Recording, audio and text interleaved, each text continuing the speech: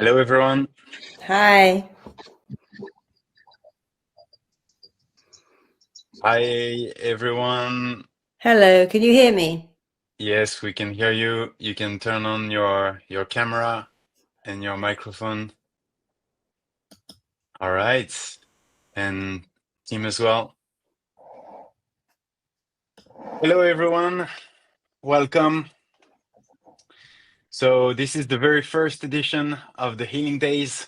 Welcome, everyone. Wow. Okay. There's a lot of people joining. Actually, we're more than 20,000 in all the different broadcasts that we have. So it's pretty incredible to see that many people joining. Thank you, everyone. Thank you for joining. Actually, tell us where you are connecting from, like what country, what city.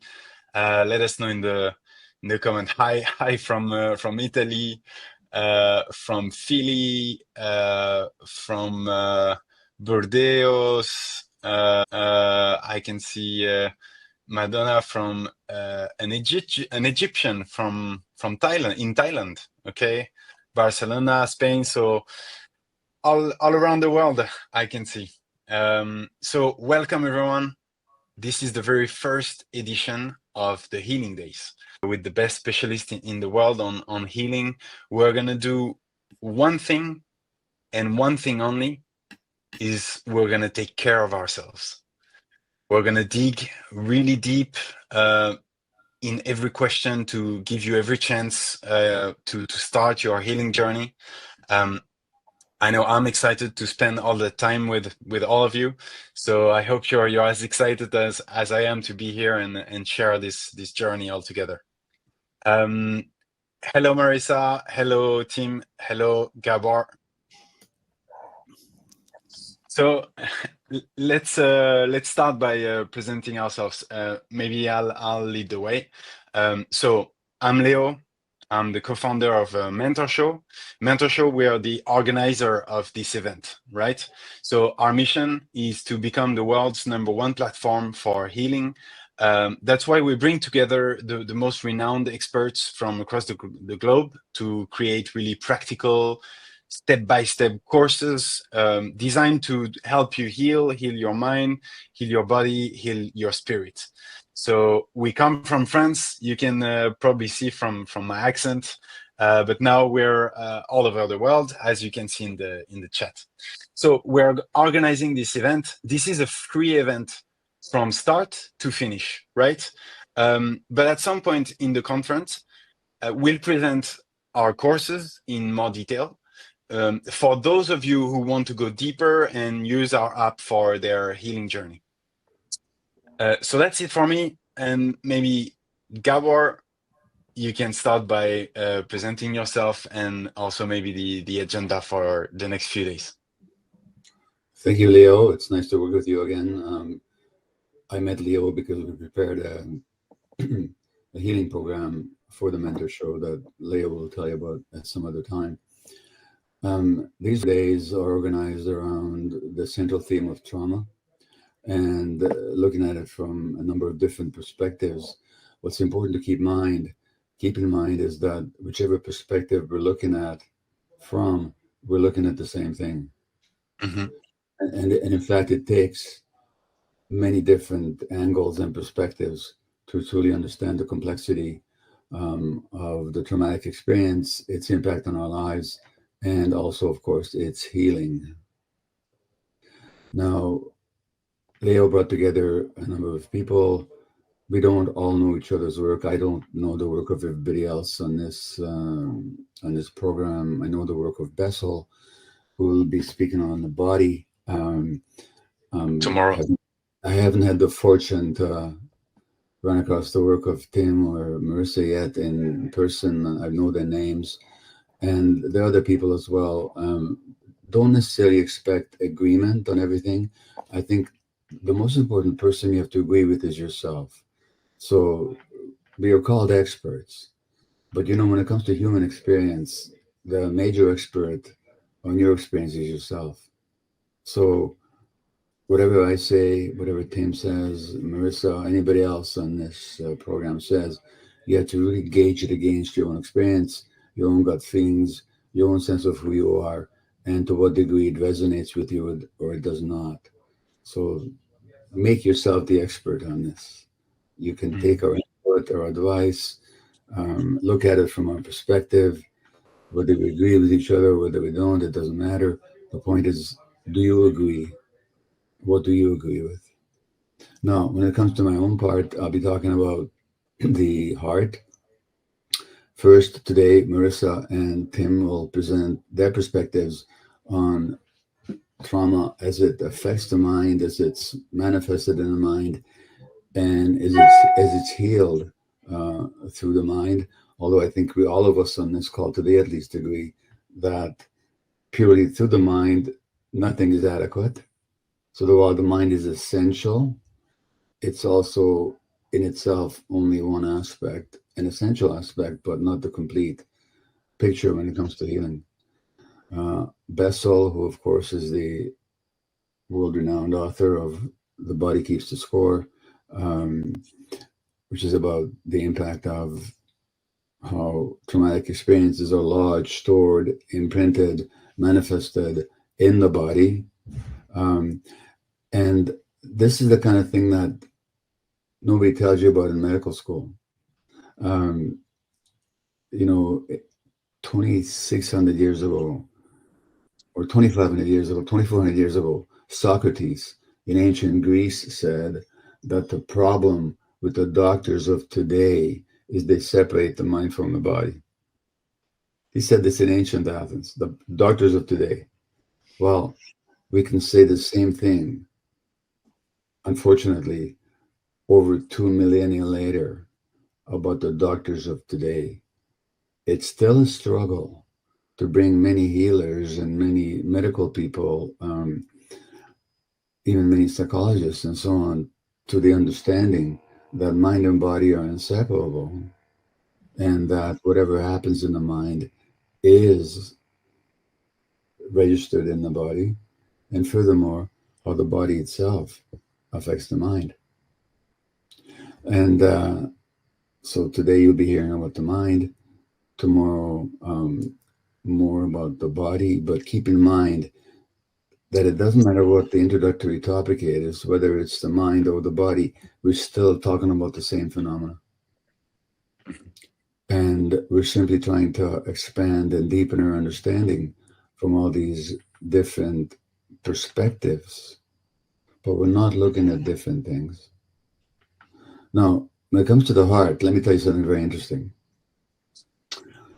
Even when we think of what the mind is, I mean, I'm not going to give you my definition of what the mind is now, but even that, if you ask yourself, what is the mind? You'll probably find yourself having your own definition that might be quite different from what somebody else says when they mention the mind. But one thing the mind is not, it's not a solid thing. It's not a fixed entity that's always the same. It's much more interesting from my point of view, and of course you'll hear Tim's and Marisa's perspectives today, to think of the mind as a process. And it's a process that's in interaction with the environment. That's the first point. As Dan Siegel says, it's a process for the mind is a process for or it's an entity for the process of information flow and energy flow. The first thing. The second thing is when it comes to the heart. So when we think of the mind, very often we think just of the intellect. But the intellect is only one aspect of the mind. And the mind has many other aspects to it. It has consciousness, there's discernment, there's memory, conscious and unconscious, and there's a deep sense of identification, some of which is not even conscious. The intellect by itself is a wonderful human evolutionary achievement, but in itself, it's rather unintelligent, unless it's connected to the larger mind in the larger sense, which involves much more than just a capacity for logical thinking. Particularly, the heart itself has a nervous system, and the nervous system in the heart has a kind of knowing capacity. So if you've ever said to yourself, I knew it in my heart, you did. And that nervous system in the heart is connected to the brain up here. And it's an important component of the mind. Then there is the entity we call gut feelings, which is another essential modality of knowing. And in general, and we'll talk about this more when it comes to my turn in a couple of days, the more you're disconnected from your gut feelings, the less you actually know. Doesn't matter what content your intellect presents with you. If it's in conflict with your gut feelings, the intellect is going to be wrong 100% of the time. So again, when it comes to dealing with trauma, we're looking at the mind in the broad sense, looking at the intellect, which is a small aspect of the mind. We're looking at the knowledge of the heart and the knowledge of the gut. And the heart, the gut really connects you to yourself. The heart connects you to the external world in an open kind of way. One of the impacts of trauma is that we close the heart to protect ourselves because it hurts so much. All of these closures, all these disconnections from gut feelings from the heart, they then have a negative impact on our lives. So these days are all about reconnecting with who we actually are in a very, very deep sense. I'll close with just one final thought. We tend to think of ourselves in the West and in the North, especially as particularly advanced and modern and scientific and knowledgeable. But in fact, if you look at indigenous ways of knowing over the centuries and up until today, they understand the unity much more than we do. So in the North American indigenous tradition, there's something called the medicine wheel. And the medicine wheel has got 4 quadrants, which could be north, south, east, west. It could be the seasons. From a health point of view, there's the body, there's the mind, which includes our emotions and our thoughts, conscious and unconscious. There's the social aspect that connects us to the other creatures, human and non-human.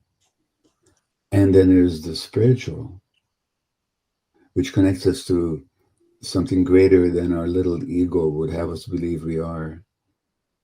Whether you call it, I'm not going to even give it a name, but it's an entity that goes beyond our individual selves that we're a part of, that we're a manifestation of. So, mind, body, spirit, heart, and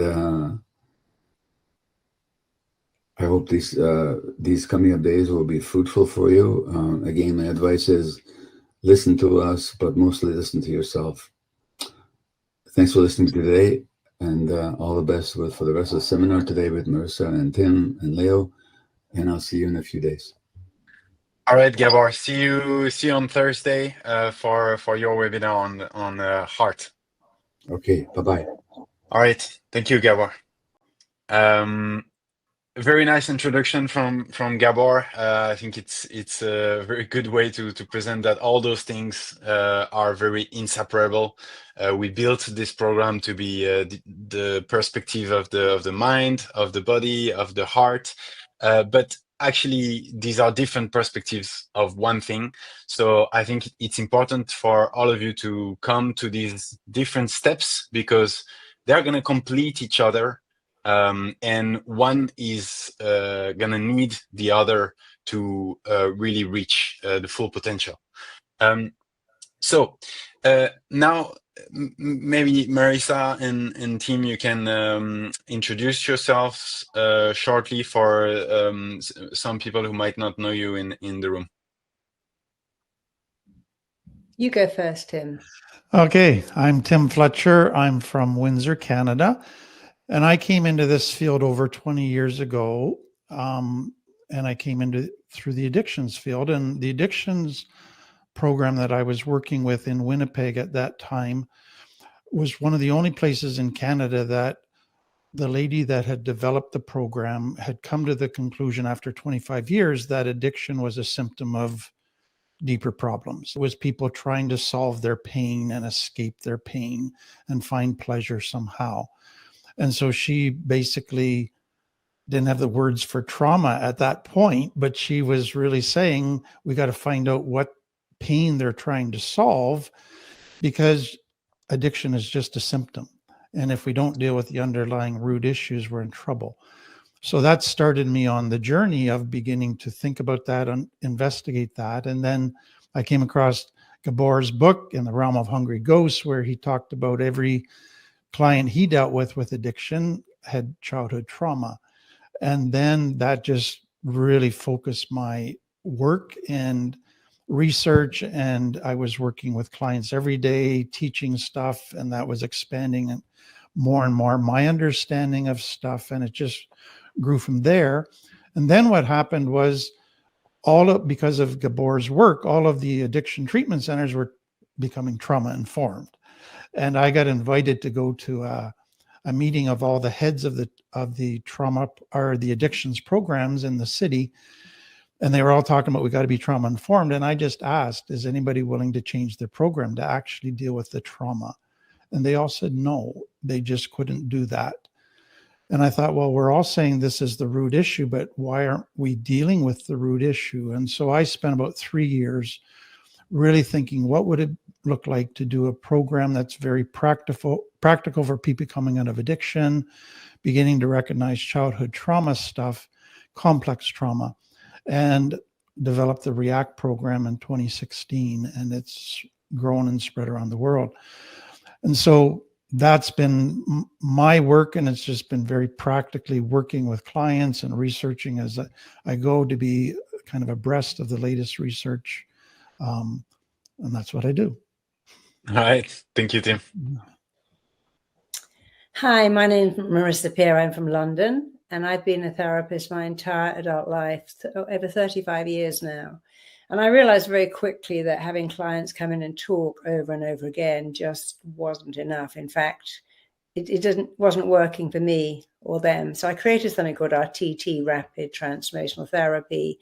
And it's just therapy, but it's very quick. I use a lot of hypnosis, a lot of NLP, psychotherapy, neuroscience, quantum science, you name it. And I'm going to be doing a lot of it with you today, because as a therapist, it's not enough to listen. We like to do healing. It took me a long time to say I'm a healer. I thought, no, I'm a therapist. That's a kind of a brain thing. But now I realize actually healing is much more important. So I'm honored that today I'm going to get to have 2 healing sessions with you. And of course, all healing is your healing. I'm not going to heal you. I'm going to show you some very powerful techniques where you can heal yourself a great deal. It did wonders for me, and I'm honored to be able to pass it on. So thank you so much for inviting me, and I'm excited to be here. Thank you, Marisa. Thank you, Tim. Very, very excited to get started. And actually, let me show you quickly what's the program for today.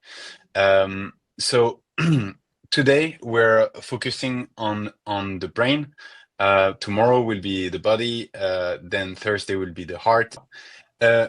On today, we're gonna see, firstly, Tim is gonna explain what trauma is and the essential mechanism that are at work with trauma within our minds.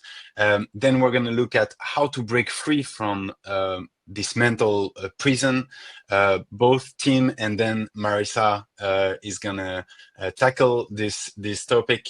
And then Marisa has planned an experience for you that is going to be about 10 minutes. And after that, I will be presenting the mentor show offering and mainly the Heal masterclass from Gabor. After this session, Marisa will have a second experience, a group hypnosis session towards healing the mind. And after that, at the end of this webinar, we will have a live Q&A session where Marisa and Tim will answer all the questions that you might have. So obviously, if you want to ask your questions in the chat, the mentor show team will gather them for me, and I will ask them to Tim and Marisa directly at the end of the webinar. So stay until the end so that you can get your answers. All right, so now without further ado, we can get right into it and focus on the healing of the mind. And obviously, Tim, you have the immense responsibility to start these 4 days by explaining what is trauma and what are its effects on our mind, and what are the common consequences of trauma on our mind. Excellent. Well, thank you for this opportunity. And I'm going to try to take a whole bunch of material and summarize it very quickly, simplify it as best that I can. One of the things that's been very frustrating for me as a teacher and a therapist is that if you were to ask the average person if they have trauma, they would say, no, they don't have trauma. But most people in the world do have trauma. And the reason they think they don't have trauma is because they are still using one of the very early understandings of what trauma is.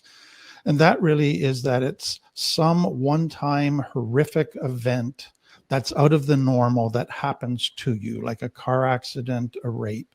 And so we now refer to that as big T trauma. And it's a reality of trauma. Some people have it, PTSD, symptoms come out of that. But we've developed a lot in our understanding since that very early definition. That was our understanding of trauma. The second thing that began to become clear was trauma is what happens inside of you. It's not the events out there. Those are traumatic events, but that doesn't cause trauma.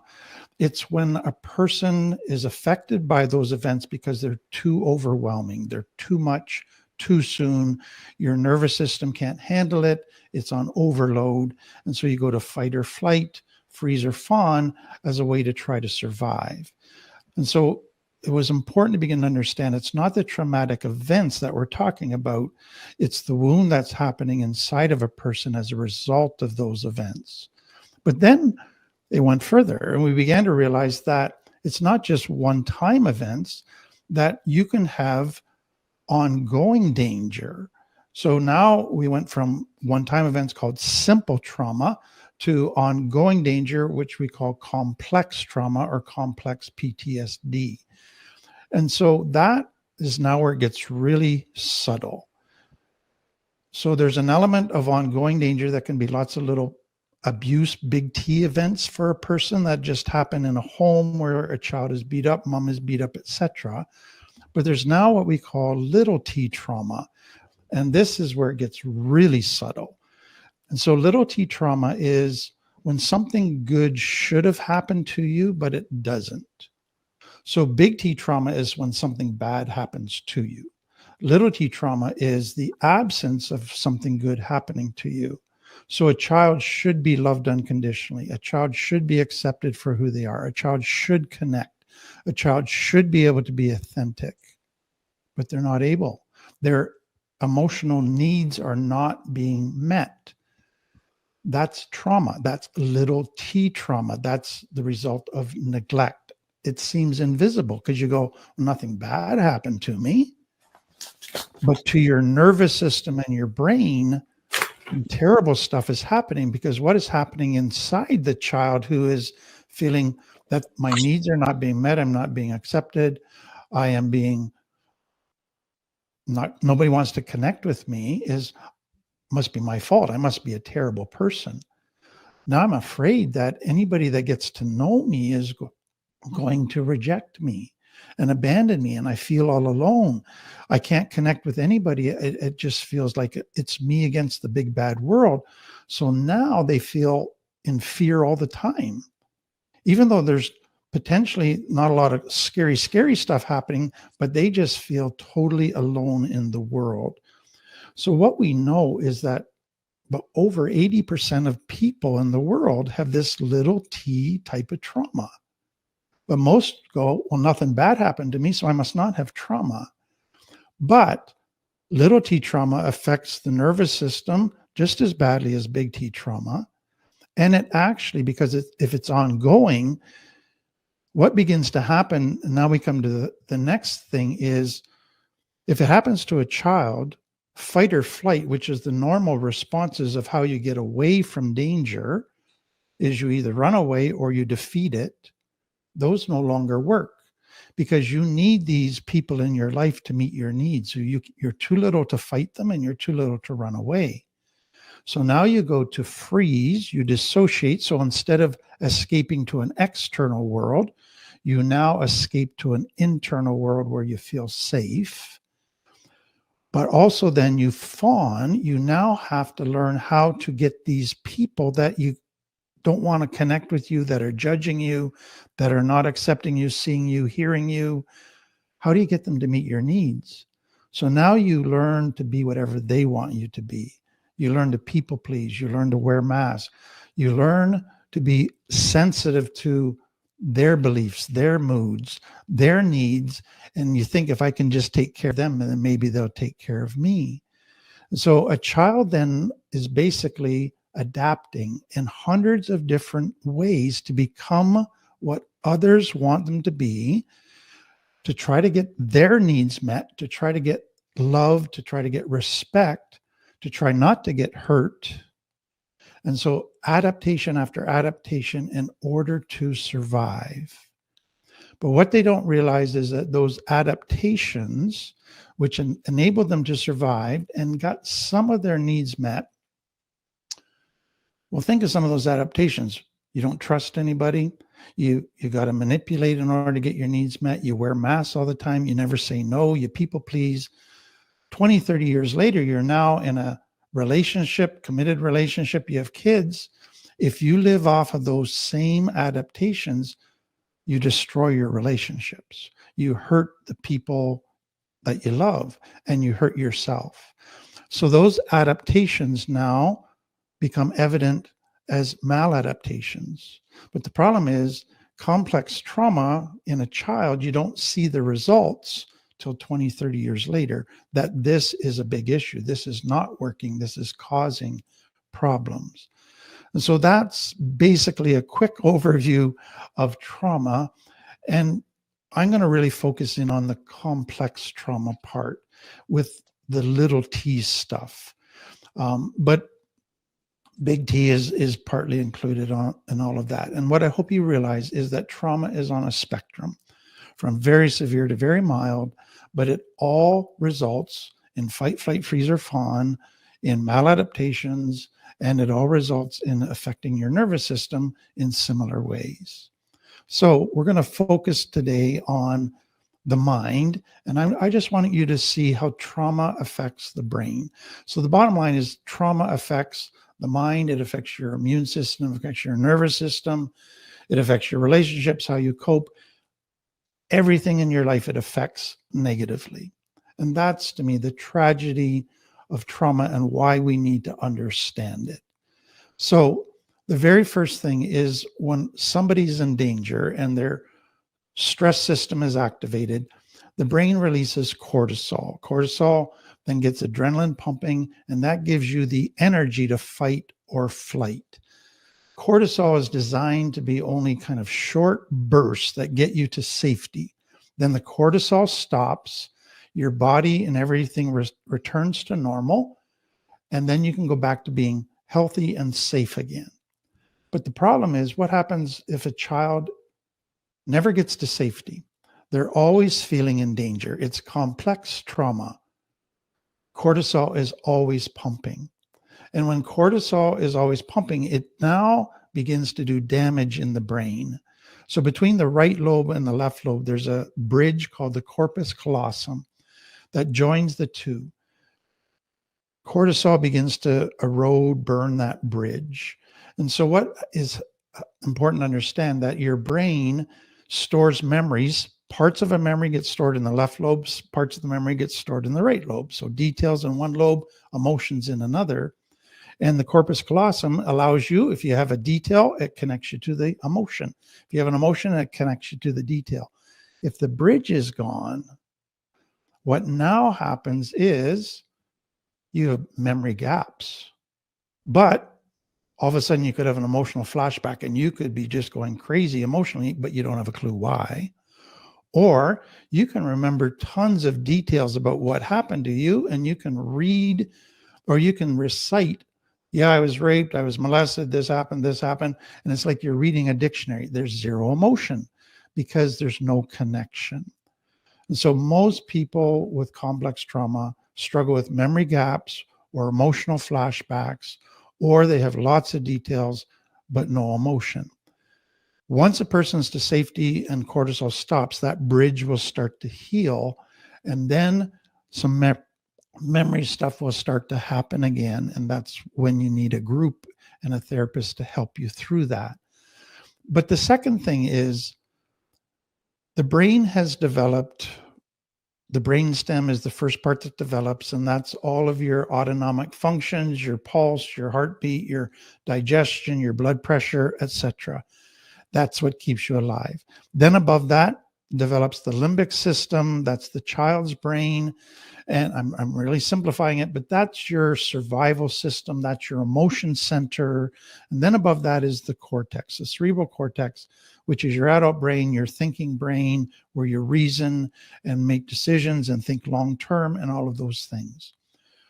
Complex trauma or trauma puts you in danger, which is the fear emotion, which puts you into your limbic brain. Complex trauma, ongoing danger, keeps you in your limbic brain. And so if you think about the child brain, the limbic brain, it's quite interesting because a child makes decisions based on how is it going to make me feel? Is it going to give me instant gratification?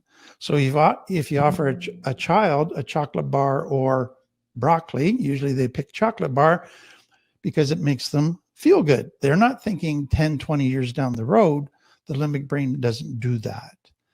And so you ask a child also, you need to do your homework, and their response is, I don't feel like it. So reasoning is guided by how they're feeling in the moment. Decisions are made based on, will it make me feel good? Short term, not long term.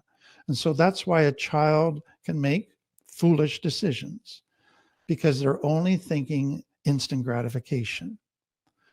But a child grows to their teens and then to their adult life, where their cortex, they begin to think long term. They begin to make decisions not based on how they're feeling, but based on what's going to be good and healthy in the long term. And so if a child has complex trauma, that brain development doesn't happen properly. And so they continue to be controlled by the limbic brain, even into adult life. And so even in the 30s, 40s, 50s, they're still controlled by that instant gratification, impulsive thinking that's guided by how they feel, thinking that the truth is what feels right, not the evidence. And so the limbic brain becomes a huge issue in keeping people kind of emotionally immature and stuck at a very emotionally immature place. And then brain fog. When the stress system is activated, cortisol is released, that begins to shut down the cerebral cortex, and you don't think as clearly. You get quite foggy. And then the final one, and what we're going to focus on, is all kinds of subconscious brain beliefs develop in complex trauma. And so if you think of a child who comes into the world with great instincts, and they go, I'm going to be authentic, I'm going to love, I'm going to connect to people, that's how you be happy. That's their basic instinct. So they go to connect, they are authentic, and they love unconditionally, and they get rejected, they get judged, they get punished, what do they then learn? They believe that authenticity equals rejection. Authenticity never leads to connection. It always leads to pain. And so they begin to develop these beliefs or complex trauma math. And what is key to understand is authenticity leads to connection with safe people. In their world, authenticity with unsafe people is what led to pain. But in their mind, their math became authenticity is always bad, never be authentic, never connect, never trust. All of their natural instincts now, they believe a lie. But the lie to them seems like the truth. And that becomes their subconscious programming. And so take it further, what comes out of their belief system is the reason nobody's connecting with me, the reason my needs are not being met, the reason that I'm not being loved is I must be a bad person. It must be my fault. I'm the problem. I must not be good enough. I must not be valuable. And then what comes out of that? Well, if I have no value, my only way of getting respect is I must have a beautiful body. I must be really smart. Must have lots of money. I must have a great position, lots of possessions. I must always be doing stuff for others, earning respect. And so their whole value system is now based on lies. And then beyond that, the only way to get love is you got to earn it first. Nobody's going to just love you. And so they have to earn love. And so all of those beliefs now become programs in their mind that control them as they go into adult life. And now they go into relationships. And then in the next talk, I'm going to talk about how that then sets up prisons for their mind. But that's our introduction, Leo. Right. I can see a lot of people are really relating in the chat in all the mechanisms that you mentioned. So can you explain to us like why these coping mechanisms create really compulsive behaviors? You call them maladaptations, like people pleasing, the inability to say no, but there's a lot of also self-sabotaging sometimes, anxiety, emotional shutdown. Can you tell us how can we break free from these type of brain mechanism? So you wanted me to go in the next section now, Leo? Yes. Yeah. Okay. So let me give you just a couple of examples. So the first one would be, so a child is trying to connect and they get rejected. And they're being authentic and they get judged. And so they feel abandoned and nobody's there for them. Nobody's got their back. Parents are there once in a while, but parents are too busy. Parents have their own issues. And so they just have this tremendous feeling of being alone and being abandoned, that nobody really sees them, cares for them. And the pain, to me, one of the most painful emotions in the world is abandonment, because that basically says I must be a zero, that nobody wants to be with me. And so that then creates a terrible fear that I never want to be abandoned again. But you also have an instinct that I want to connect.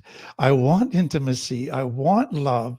And so now I want connection, but I'm afraid of connection. I want intimacy, but I'm afraid of intimacy. So what happens is that fear of abandonment's at a deep subconscious control program level that you might not even be aware of. You just think you're in love with somebody, you get into a relationship, but then it starts getting closer and it triggers your fear that they're going to get to know you, and everybody that gets to know you abandons you. And that now causes you to go into behaviors to try to prevent abandonment. But what you actually do is create abandonment. So you become super needy. You text them 50 times a day. You ask them 100 times a week, do you love me? Are you going to leave me? You begin to test them. Are you cheating on me? You push them away to see if they're going to chase you.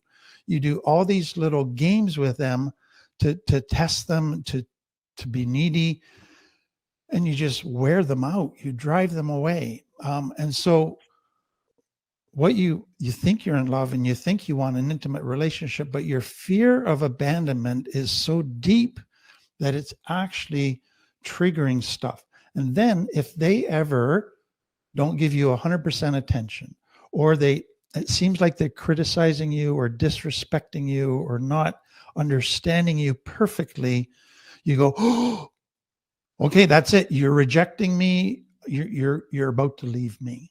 And you just flip out and you go from 0 to 100 in a nanosecond, and you lash out in a panic, in a fear that you're going to abandon me.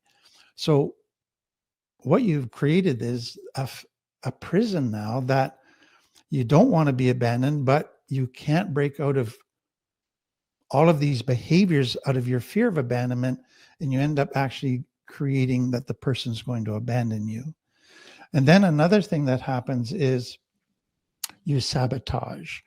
So a child has this innate ability to hope. So if you think of this child that couldn't connect, wasn't getting their needs met, their brain is in pain, but it's coming up with options as what I can do to fawn. What can I do to get my parents to like me, to meet my needs, to want to connect with me? And it, let's say, comes up with 100 different options. I can get better marks at school. I can do more chores at home. I can take an interest in dad's favorite activities and sports. And if he likes football, I'll like football, all of those different things. So a child starts on option A, gets their hopes up. Okay, now I'm going to get love. My needs are going to get met. I won't get hurt anymore. And they get their hopes up, and then they still don't get their needs met. And so they get pain again, but also now they get their hopes dashed. But the brain goes, that's not a problem. I'll go on to option B. And so now I'm going to get better marks at school. I'm going to get straight A's. And they do that, and they get their hopes up again, and then they get dashed. And so now they get the pain of not getting straight A's, but now they get dashed hopes. And that can go on for years. The child just keeps hoping because there's still another option that this might work, this might work, this might work. But eventually they get to the point where they go, you know what? It hurts too much to get our hopes dashed. It hurts too much. This is not going to happen. I'm never going to get my needs met. I'm not going to connect. I'm not going to get accepted. Stop hoping. Because when you start to hope, you're setting yourself up to get extra hurt.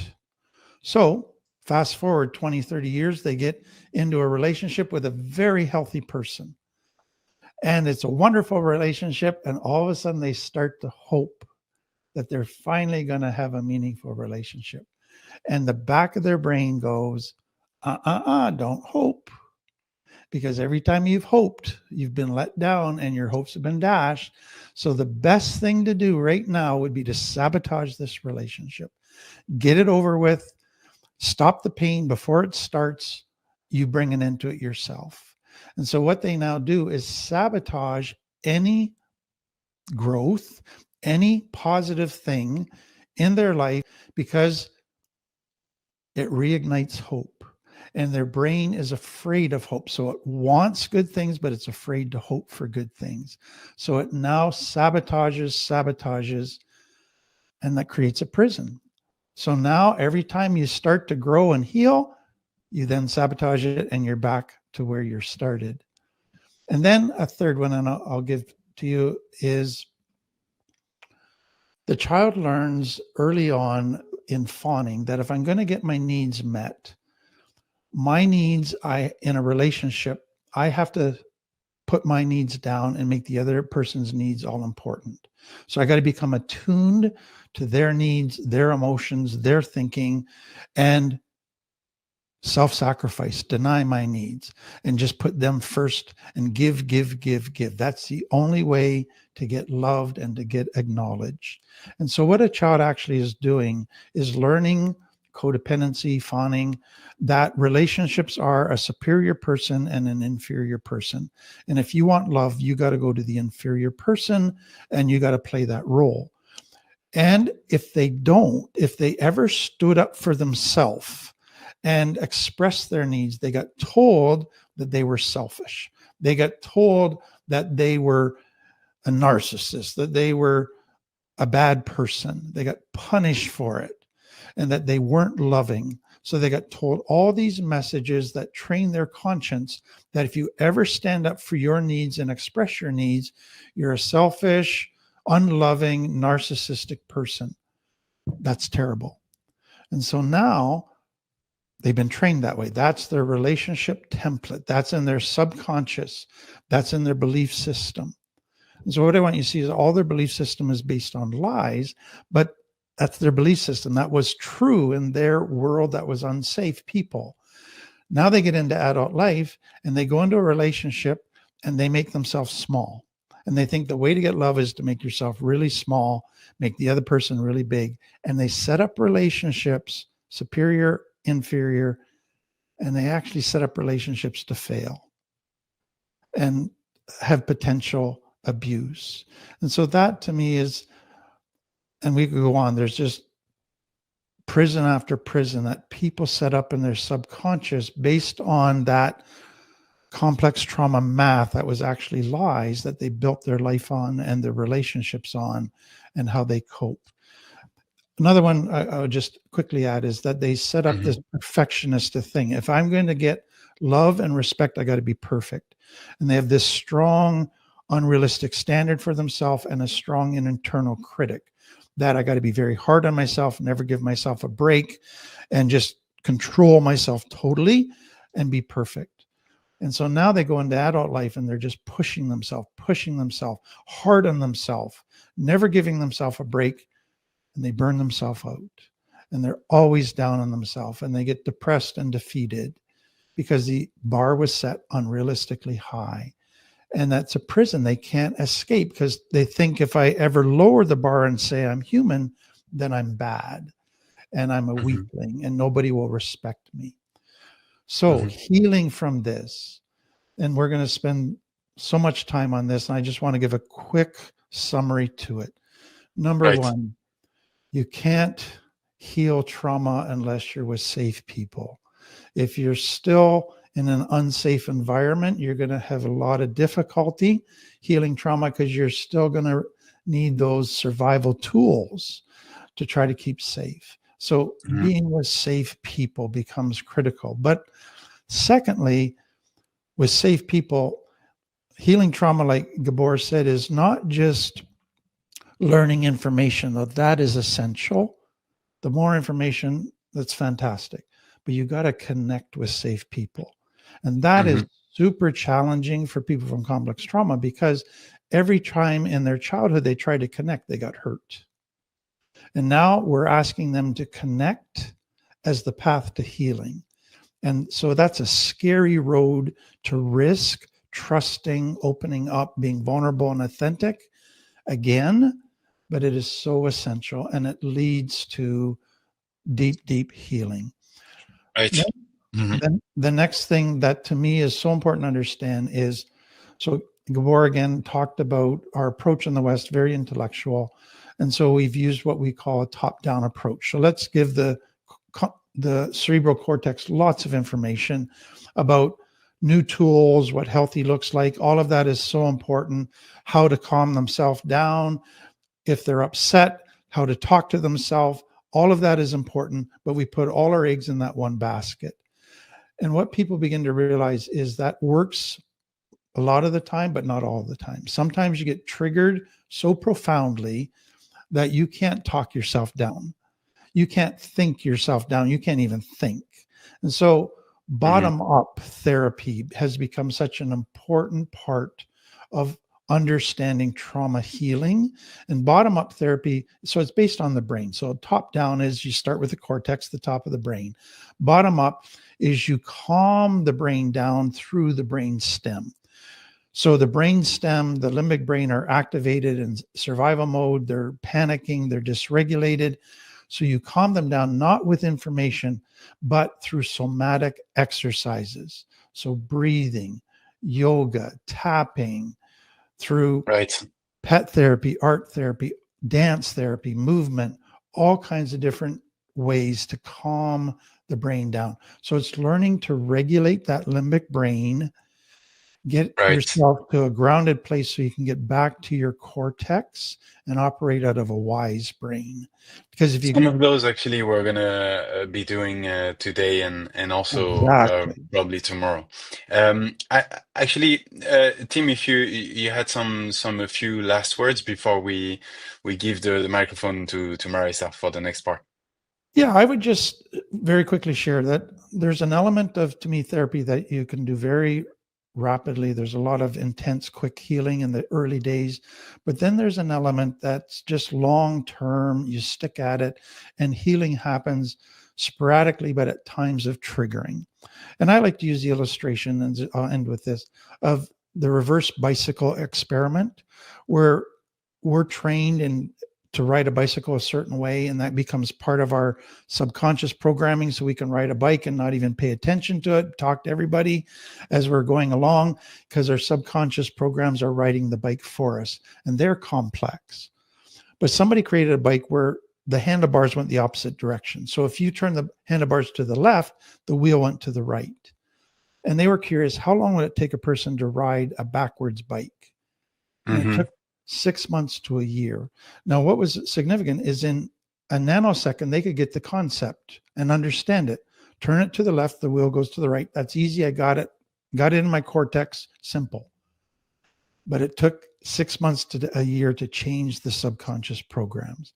And so it's just realizing that this is have patience with yourself in this journey. It does take a long time to reprogram all of that programming. Right, thank you, Tim. And it does take a long time, and it requires a lot of constant work, I would say. Marisa, maybe after having described all the mechanisms behind this mental prison, can you explain to us why does insights alone doesn't bring you to really rewire your brain, and how can you actually reconnect with your authentic self?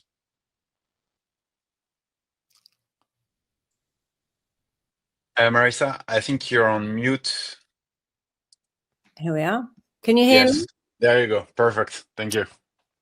One of the rules of the brain is that in a battle between emotion and logic doesn't get a look in. You know, we can't. When I went to the CNN tower in Canada to look down, people were actually crying. They knew that it was safe. The floor was glass, but the emotional brain said, "Are you crazy? Get away from the edge, you fool." So our emotion will defeat logic. And the logic says, my parents didn't love me. Well, they were drug addicts. They were not well. And we try to use our logical brain to get better, but the emotional brain runs the show. So we know all of this. I know why I keep attracting addicts. I know why my relationship, I know why I drink. I know why I use drugs. I know all of it, but I'm still doing it and I can't seem to stop because knowledge is not enough. Understanding can be very powerful. But what I want to do today with everyone is to find the pattern, understand the pattern, change the pattern. So we've had a lot of amazing work from our first two speakers, really true geniuses on understanding the pattern. But my role here is to actually show you how to change it, because it's important to understand what makes me tick. Why do I do that? You know, I've worked with people who, because they haven't got enough, compulsively shoplift. They have so much money, but they still have to go out and steal things because their brain says, I'm owed, I didn't get love, the world owes me something. If I lift groceries, somehow I feel I'm getting payback.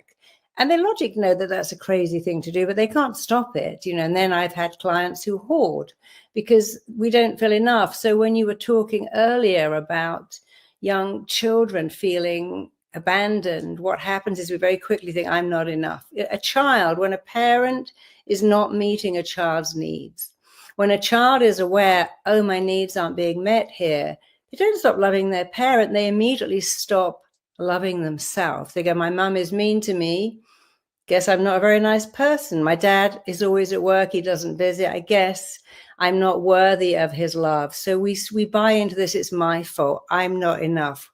We begin to doubt ourselves, we stop loving ourselves. And then when someone turns up to love us, we go, what's wrong with you? Why do you want to love me? I'm unlovable. So I created the I'm enough movement, because I saw so many smart, intelligent people, capable, gifted, talented, but they always had this belief, if you really got to know me, you'd say I'm not enough, I'm just a fraud. I've seen it across the music industry, seen it everywhere, from movie stars and athletes to school teachers to police officers to anyone. 80% of us have imposter syndrome, women, and 40% of men have imposter syndrome. But almost all of us have, to some level, this feeling of I'm not enough. I'm not attractive enough. I'm not interesting enough. I'm not worthy enough. I'm not good enough.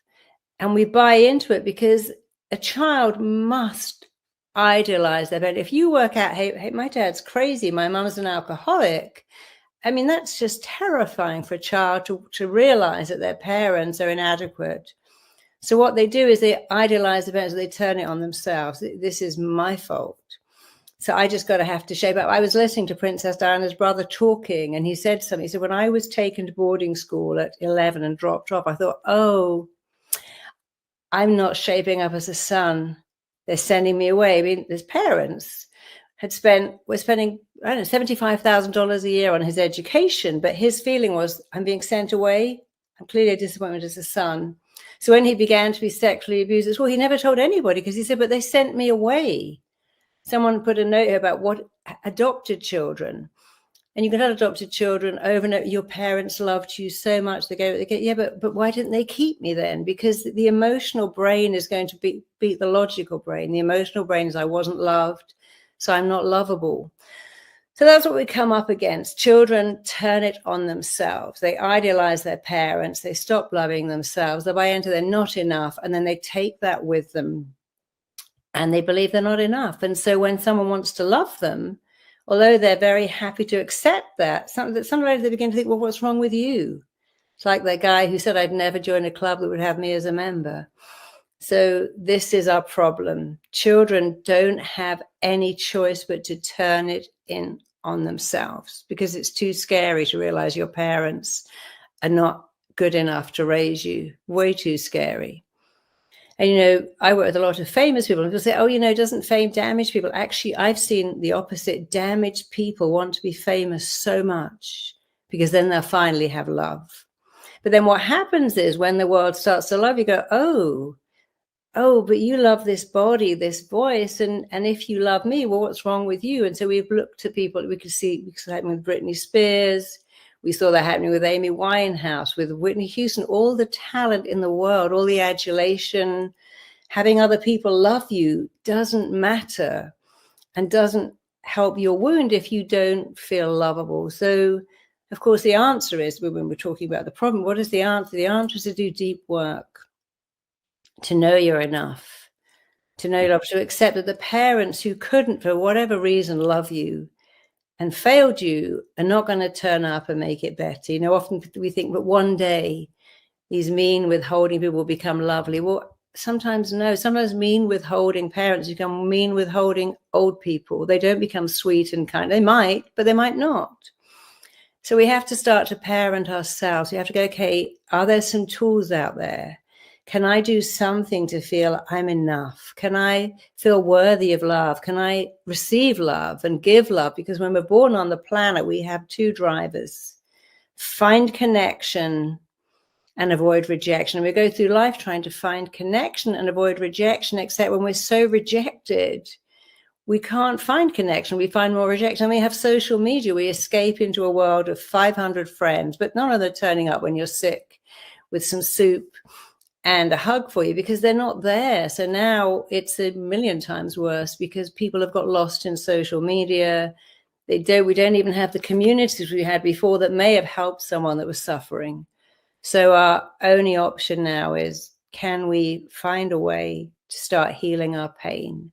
Can we find a way of building our self-esteem, our self-worth, our self-value, our self-image? Can we say, hey, it's like I actually used to own the garden in Notting Hill where they filmed Love Actually. And she says in one of the scenes, I'm just a girl asking just a boy if he can love it. Most of us could never do that. I couldn't ask someone to love me. I can't even love myself. How can I ask you to love me if I can't love me? But I loved that line. I'm just a girl asking just a boy if he could love me. But the real line should be, can I fall in love with myself? Can I love who I am? And then go out and go, look, I'm enough. I'm not perfect, but I'm good enough. I'm lovable enough just the way I am.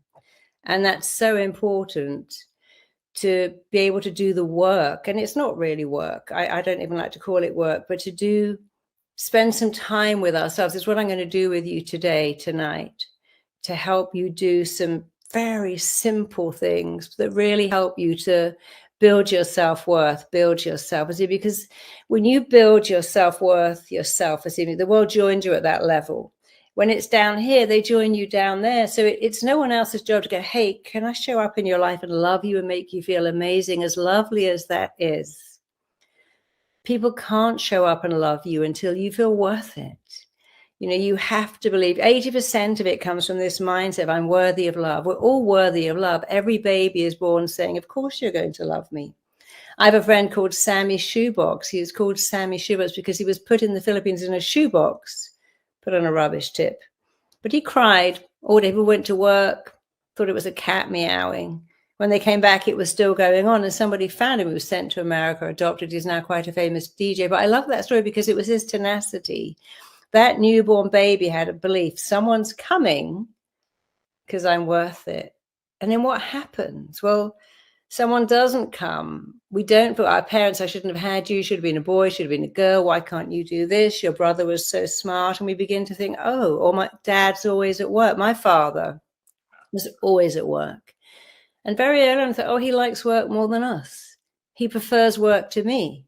He goes to work all the time because it gives him more than I do. Because what else could I have believed? My father prefers to be at work than home because work is more meaning to him than I am. So I felt not enough, of course. It's so easy for it to happen. But the question is, how can we fix it? What can we do? And that there are tools that you can do every day that make you start to build your sense of self-worth, because it's no one else's job to turn up and make you feel good enough. It's your job. And that's actually fantastic news, because you can do it better than anyone else. I had to do it myself. I changed my whole life by doing it myself. And we can all do it ourselves. It's actually not hard. What's hard is staying the same, being alone, being loveless, being self-destructive, self-sabotaging, hoarding, using. All these things come from not feeling enough. But it's not even true. The truth is you're so enough. You're lovable. But you got to know how to get better. Right. Such a great message of hope, I think, for people. And also such a great build up to your first experience. Yeah. Yes. But actually, before we go to your experience, I'd like to just take a few moments to present the Heal Masterclass that we created with Gabor, if you don't mind. I don't mind. So we'll take a few minutes, but already, you know, I wanted to know in the chat, did you like this first part? Did you get something from it? What's the biggest really learning that you got from it? Let us know in the chat. It's always nice for us to know. And in the meantime, I'd like to take a few minutes to present the Gabor Maté Masterclass that we built this year. Now, I'd like to start by asking the audience if any of you have already taken the Heal Masterclass, and how did you find it? Did you find it useful? What is your review of it?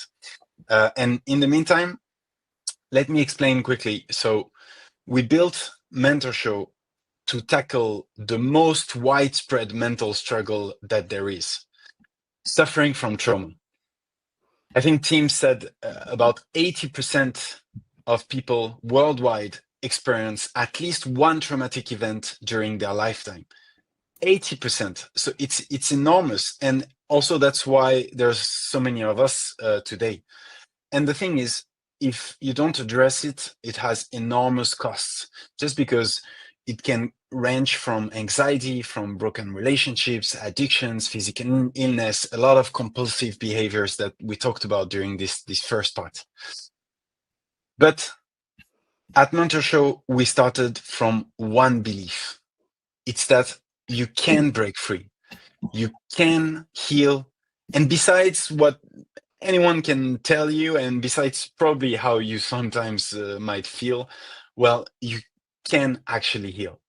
But you will not heal by just watching inspiring videos on YouTube or anywhere else as it matter. You will heal in practice. What you need is to create new habits to practice your healing. In fact, healing is a little bit like exercise. Take swimming, for example. You're not going to get good at swimming just by watching videos on how to swim and how to do the movements, right? You need to actually swim. Then your body will change, your brain will change. And this is why we created the Heal Masterclass. So let's see what people said in the chat. I can see Emily, thank you for this live. The Gabor Masterclass really opened my eyes. I feel lighter every day. I can see David, who said, honestly, I've tried many things, but nothing impacted me like Gabor's words. Or I can see Jessica as well. I started the masterclass last week and I already feel my relationships are different. So what's in this masterclass? Why is it working for some people?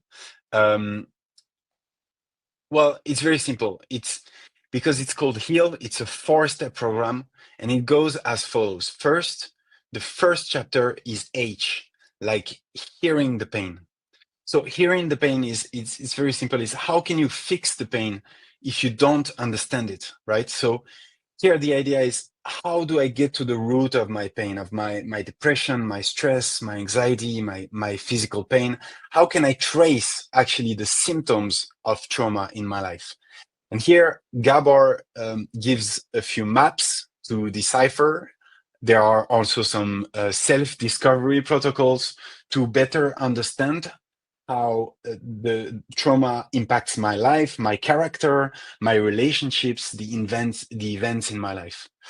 The next part is E, because once you've understood, then, so many people were asking us, how do I go from actually mentally understanding what happens to me to actually changing it in my body and really healing on a deeper level? And this is the idea of this chapter. You're going to discover strategies, new routines, a few toolboxes to really try and implement Gabor's learnings, but in your day-to-day life. This is the main part of the Heal Masterclass. After we go into A, like align your relationships, because once I've built the tools to really heal myself, then obviously it's a whole other thing to manage my relationships. So here the question is, how can I protect my relationship and also prevent relationships from making me relapse?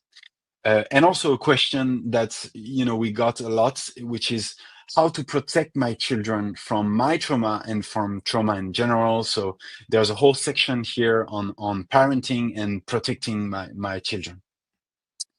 And last but not least, it's L, lifelong healing. This is actually my favorite part because, well, sometimes you can feel like there's real change for a moment, but then you fall back into old habits. And we really wanted to build a masterclass that you can still carry with you, even after you're done watching. So Gabor here really uncovers what tools you can carry in your everyday life, even after the end of the masterclass.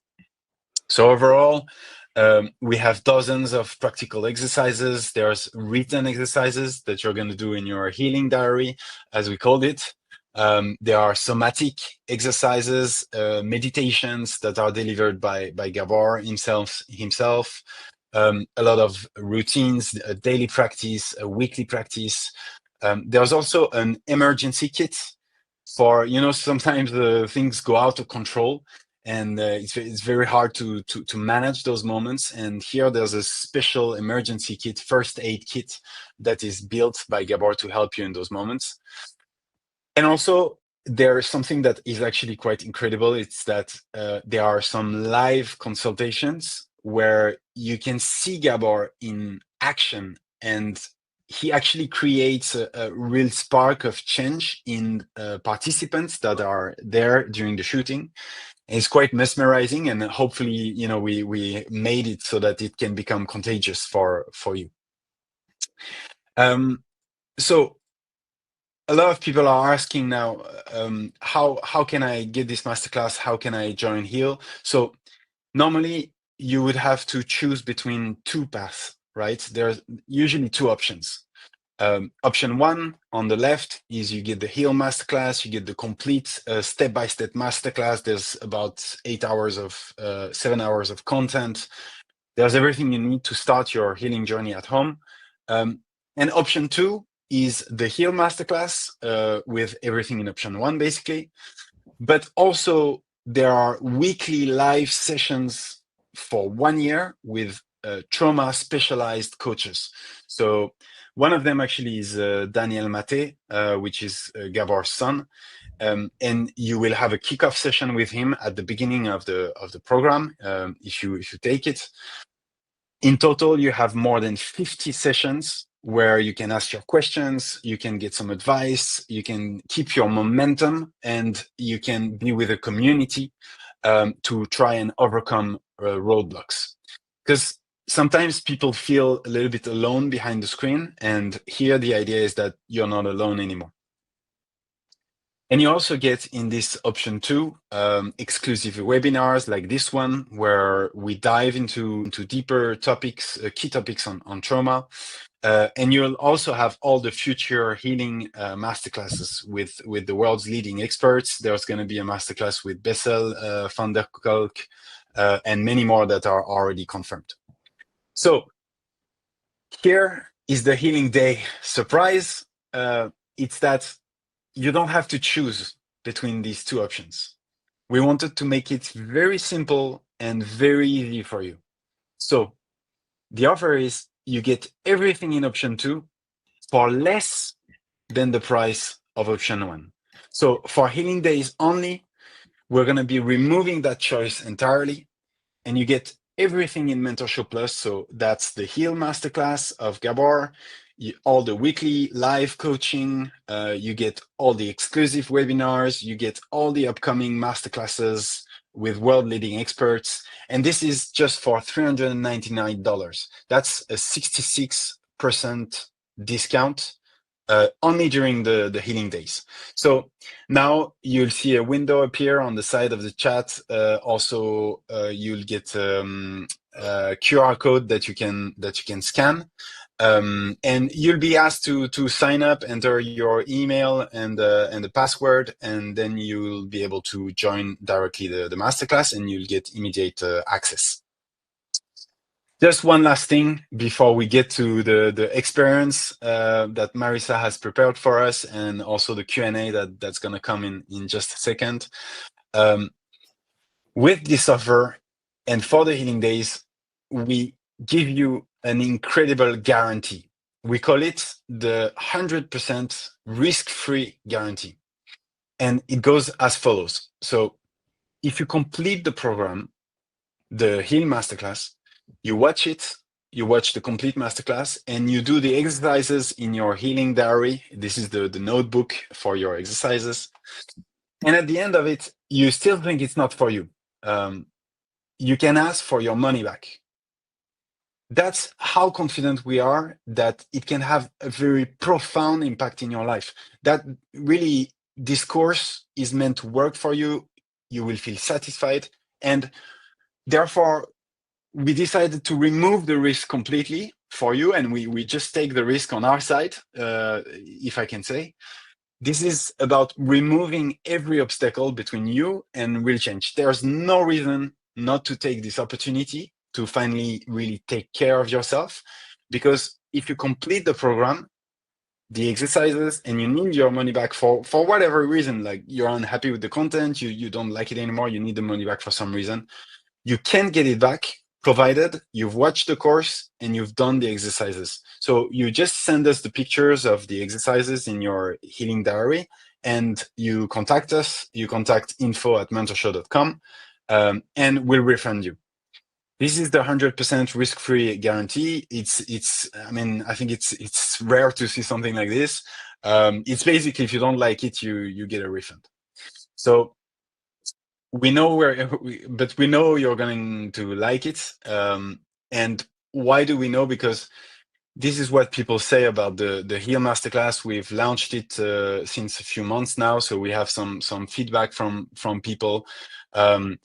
Not going to read all of them, but you know, there are, for example, 20 years of therapy didn't come close to the healing I received listening. This is a feedback from John. There's, for example, what can I read? Jane, who said, I truly wish the Maté Heal method was practiced in mental health facilities everywhere. As a therapist, I can say I learned more to help clients through this program than in graduate school. Mary, who says each one of these lessons is just amazing.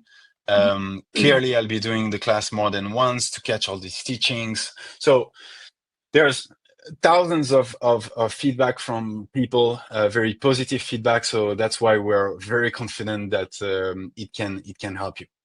All right. So just one last thing before we move on.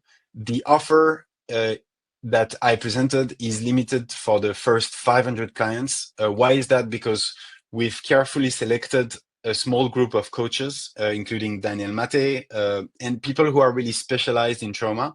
So we don't have that many coaches, right? So we have to limit the number of people who can get in, just to ensure that everyone gets the right level of attention and quality. So there's going to be only 500 spots left.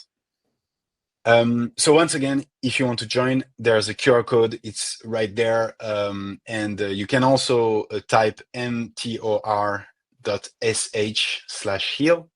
And then you can sign up. All right. So this is it for the presentation of the Heal Masterclass. And now we can get to the first experience of Marisa. Marisa, up to you. I'm all ready. Thank you so much. So when a child's needs aren't met, I'm only going to talk for a minute. We're going to go straight into it. I much prefer to do it than talk. But when a child's needs are not met, they get something called learned helplessness and learned hopelessness. I can't fix this, but I must. I can't do this myself, but I must. And it's a kind of tag they then wear their whole life. And I love that expression. We play the only part we've ever known, and then we make that part our own. And for many of us, that part is someone who can't be loved, can't function well in the world. So when our needs are not met, we only have two choices as we become older, and they're very clear. Our needs are very simple when we're a little baby. My daughter's got this sweetest little baby. I spend time with him, and all he knows is love. He trusts everyone. He's happy. I think, gosh, every baby should have what he has, but of course they don't. I didn't have that. Luckily, he does. So when we're born on the planet, we don't need much. We need to feel loved. We need to feel safe. We need to feel significant, and we need to feel connected. We have a drive to feel connected, safe, significant, and loved. And for many of us, we don't feel that. We may feel some of it, some of the time, but most of us go through life, and I've been in therapy for so long, every client I see doesn't have that. But what happens when these needs are not met? What happens is two things. We learn very quickly to give up. I'm never going to find love. I'm never going to be anybody. Things are not going to work out, and we give up. Some people really give up. They get some cats, some dogs. Bridget Barder said, I wasted all my life with men. Dogs never lie, never cheat, never let me down. And I like to be with animals. I feel safe. So that's giving up. I don't expect love. I don't want love. I don't expect anything. I've given up. The other option is to give it away. I'm going to find someone out there, and they're going to turn up, and they're going to fix everything. They're going to love me. And Tim talked a lot about, we find that then we don't trust them. We go through their phone. We go, do you really love me? Are you sure? Are you going to leave me? What have I done wrong? So we give the need up, or we give it to someone else. It's your job. And we usually give that to a partner, but we can give it to a friend. Sometimes we give it to our kids. I've had this baby, and they're going to love me, and they're going to make everything. But occasionally we give it to a therapist. I'm here, and you've got to fix me. I've seen that sometimes. But actually, there's a third way, and it's the only way. And that way is to do it yourself, to learn to meet your own needs for connection, significance, safety, love. There are some other needs, being seen and heard, being celebrated, being proud of yourself. So let's start right now. We're not going to do hypnosis, we're going to do that in the next bit, but let's just close our eyes. Please close your eyes. There's nothing for you to do except tune in. And I want you to imagine you're looking at a video of you on a screen right now, and you're pressing the button that says rewind. And the movie of your life starting today is going backwards. You're going back in time. That movie of your life is rewinding, running back. You go further back, even further back. Years, months, weeks, days are peeling away from bodies. You go back in time. Your eyes are closed. Just imagining one thing. What if the movie of my life could rewind and rewind and rewind and go back to that little kid who suddenly noticed their needs were not being met? So just imagine you can go back in time to meet that child. It's like you're in a time tunnel going backwards, going back in time, further back. You're going back to meet a little kid whose needs were not met and who realized the needs were not being met and who found that quite scary. So suddenly that movie is stopping, and you're standing outside a childhood home. It doesn't matter if you had many. You're standing outside a childhood home. You're standing outside the front door, and you are drawn like a magnet to your childhood bedroom. And you're reaching out your hand, and you have your hand on that bedroom door handle that you knew so well. On the other side of that door is you as a small child. And you know that you as a child is on the other side of that door. And that child knows that you're them as a grown-up, and they have a complete affinity with you. They understand you completely. They're going to tell you anything. So go ahead and open that door. Walk into that room, and there, waiting as a little kid that you know so well. This is you as a small child. Could be a baby, could be a toddler, could be an 8-year-old, a 9-year-old. But it's a child that you know very well. And just as you know that child is you, they know that you are the grown-up version of them.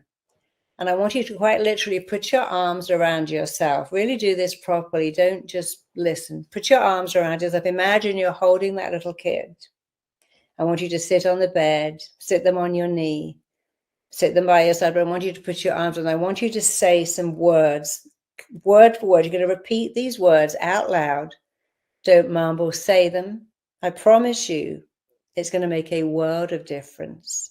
You have so much power to fix yourself. And the first thing I want you to say, repeat this, is, I'm becoming a loving parent to you. So say that, hold that child, look at them. If they're a little baby, you can even rock them in your arms. I want you to say out loud, I am becoming a loving parent to you now. Repeat this one. No one in the whole world can play the role of loving parent to you like I can. Let's do that again. I want you to say it and feel it. Don't mumble it. Words have energy. And some words have really good energy, and these words have good energy. So repeat after me. No one in the world can play the role of loving parent to you like I can. I love you completely. I want you to say everything I'm saying with feeling. I love you completely. I love you unconditionally. I will always have time for you. You and I have balance now. There's nothing we can't do. I love you. I'm here for you. I want you to think of some things that you never heard. Maybe you never heard that you were pretty or cute or smart or interesting or clever or engaging or the favorite, whatever you didn't hear. This is your chance to fix. I've been looking in the chat, but I said, this is all great, but how do I fix it? How do I fix it? This is the how. What you didn't hear, the missing bit, the words you didn't hear that you deserve to hear and want to hear and need to hear, I want you to say now. Look at you. Look at you. You're cute. You're smart. You're interesting. You're beautiful. You're worth everything. And I want you to think of some other things you'd like to add, things that I may be missing, because there's a lot of people here with a lot of unmet needs. But let's do it again. You're smart. You're beautiful. You're interesting. You're worthy of my time. Parenting you is the joy of my life. You see, your brain doesn't know if what you're doing is real or imagined. One of the things about the brain that's so fascinating is it doesn't know the difference between something that's really happening or being imagined. And this is how to fix your wound. So let's do it again. I love you. I will always have time for you. You and I have balance now. There is nothing we can't do. I'll always have time for you. And I want you to imagine picking that child up and taking them back to wherever you live today. Wherever you live, imagine taking them back to the front door. So you're moving them from that home where their needs were not met, where they were neglected, where their needs were not met, and where they didn't have the ability to meet them, where they had learned helplessness and learned hopelessness. And you're teleporting them to wherever you live today, and you're standing outside the door. You're opening the door to your home, and as you walk in, you are saying these words, repeat them word for word right now. I'm upgrading you into my world. And this is a nicer, better, safer place. I'm upgrading you into my world. It's a better place, a nicer place. And now that you live with me in my world, you can never go back to that other world, not even in your daydreams. And I want you to move into your living room. And I want you to look at all the stuff you have. You probably have a smart TV, a mobile phone, stuff that you didn't have when you were a kid. They weren't even there, but you have them now. And just as you have them, and of course, these are things, you can have everything else. So I want you to look at the life you created. I want you to imagine looking out of the window. Maybe you can see your car. Looking in your wallet, you have a purse and you have credit cards. You have stuff that you didn't have. I want you to go into your bedroom and look at the person that you spend your life with. And if there isn't one, I want you to imagine there is, that very soon you're going to wake up in the arms of someone that loves you and is loved by you. I want you to open your closet and look at the clothes you have. I want you to go into your bathroom and look at all the products you have. Go into your kitchen and realize, wow, I can have breakfast for dinner and dinner for breakfast because you're free. And I want you again to go back into the living room, sit on your sofa, put that child on your knee, wrap your arms around them, hold their hand if this is next to you. And I want you to say the same thing. I am becoming a loving parent to you. Repeat every word I'm saying now. I am a loving parent to you. You live with me now in my world. It is a nicer, safer, better place. You're safe with me. And you're going to hear all the things you should have heard, that you deserve to hear. You matter. You are lovable. You're significant. You're safe. I love you. I'm here for you. I will always have time for you. I will check in with you every day. I'm going to put a picture of you as a little kid on my mirror. And if I haven't got a picture, I'll draw one. And I'm going to every day remind you that you live in my world and it's a safer place, a better place. So keep talking to that little child and reminding them you live in my world. You can't go backwards. Life doesn't go backwards, it goes forwards. I want you to imagine that if your childhood was a bow, and it was a horrible, shitty childhood, for many of us it was sad, it was lacking in so much. But if your childhood was a bow and you're an arrow is fired as far away from those it can possibly go. We put an arrow in a bow and we use the bow to fire it far. Arrows never go backwards. They go forwards. They're fast, they're strong, they're sleek. And you're an arrow, you're not a bow. And you can use that bow to go far, to go as far away from the past as you can, because you're not going backwards. The past is behind you. You're not going there. The past is gone. We have the present and we have the future.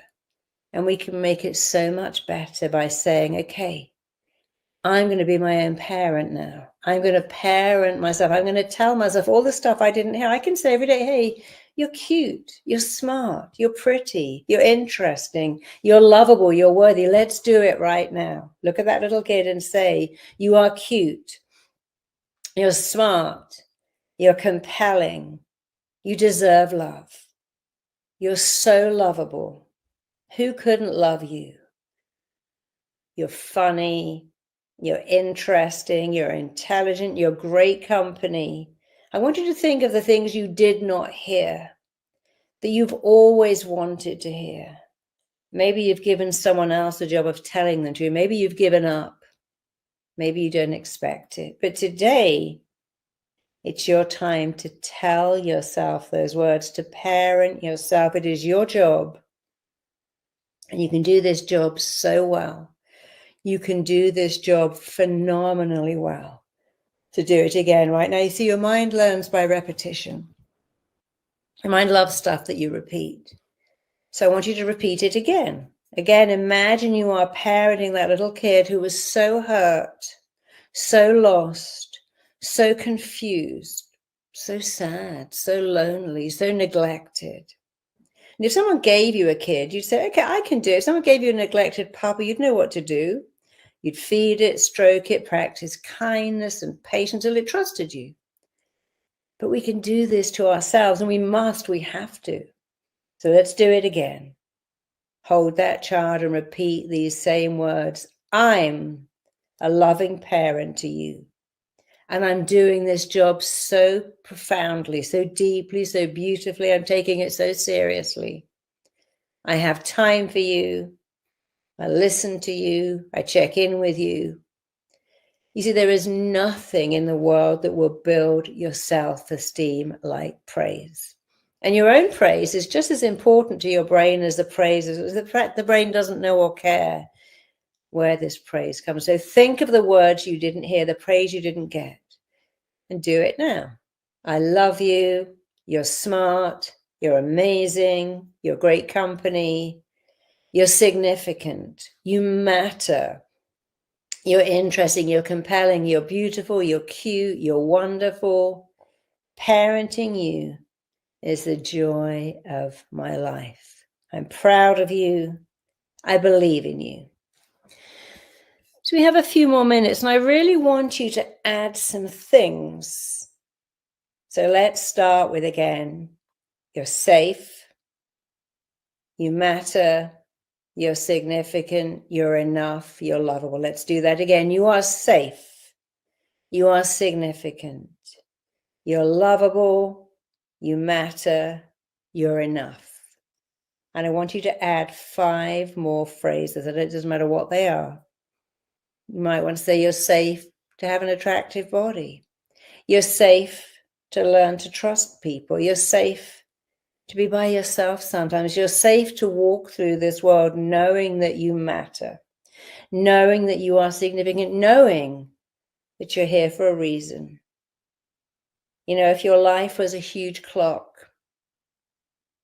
your childhood is the first 8 to 10 minutes, and it may not have been great, but you've got a whole 50 minutes left to make it amazing.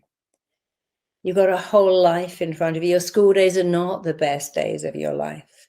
The best days of your life are right now as you parent yourself, believe in yourself, and as you massively, powerfully, permanently, and all pervasively raise your sense of self-worth and self-value and self-image. The world will join at that elevated level because it will radiate from you, from your very pores. So let's just take the remaining 2 minutes and just pour into that kid love, significance, connection, joy, gratitude that they're there. And then feel it pouring back to you. And this time, instead of saying to that kid, you matter, I want you to say out loud, I matter. Say, I matter. I'm enough. I'm significant. I'm lovable. Say it again. I matter. I'm significant. I'm lovable. I'm enough.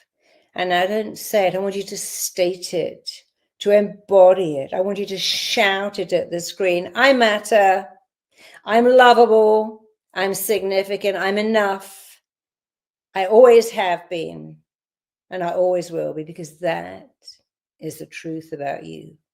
And as you get to accept it and let it in, it will change everything. You see, if you put balm on dry skin, you're nourishing your skin. But these words are balm for your soul.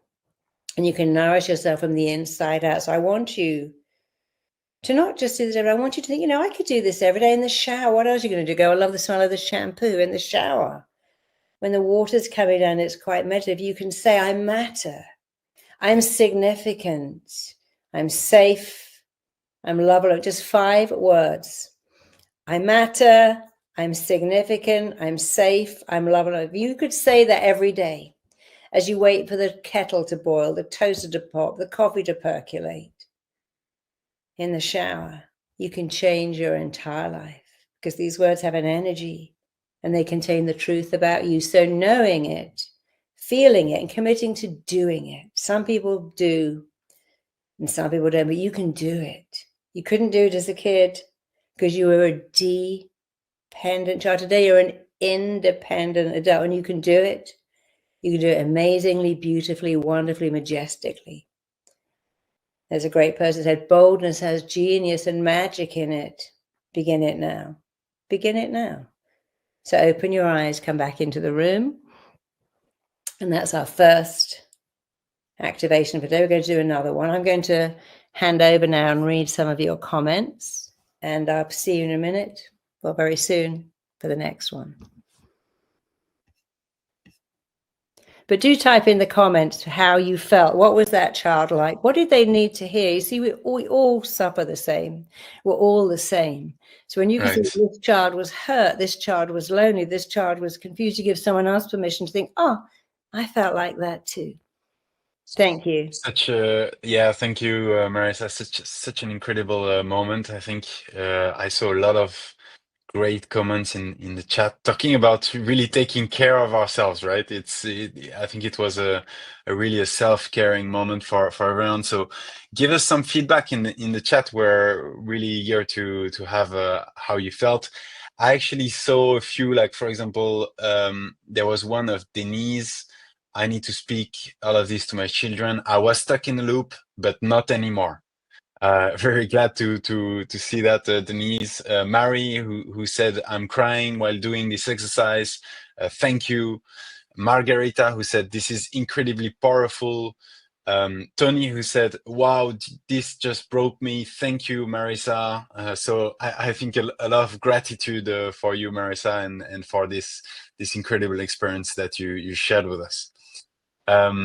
Tears are flowing. Thank you, Lena. Very emotional. So a lot of really positive feedback. Thank you, everyone, and very glad that you liked it. So maybe we can move on, Marisa, to the next part with the group hypnosis session. Sure. Yes, we're going to do some hypnosis now, and it's going to be quite different, a little bit similar. One of the things about the brain is that the most vexing thing about a brain for therapists like me is the brain likes what it's already known. So when something's familiar and known, it wants to go back there. And while it likes what is familiar, it doesn't like what is unfamiliar. And so if you've never been praised and was, hey, you look great, to go, oh, no, this old thing, I really don't. Or, hey, I loved your talk. I was terrible. Didn't you notice I missed the best bit? Hey, I hear you got the best person. Yeah, the best person was sick. I got that award by mistake. So if praise is not familiar, we reject it. So here's a fact. The human brain is wired to like what is familiar and known. But here's another fact. You can make anything you like. You can put some silicone on your finger and put it in your eye every day until it becomes so familiar. You can do it without a mirror. So we've got to make good stuff familiar. But here's another thing the brain likes. It really likes military style language. And I created a program called DICE. It means I direct, instruct, code, compel, condition, and empower my body to heal itself. I'm going to do something called the healing vortex and DICE combined. We're just going to go through your body and command your body to heal itself. As weird as it sounds, it's very, very powerful. It's very, very effective. You don't have to do much at all.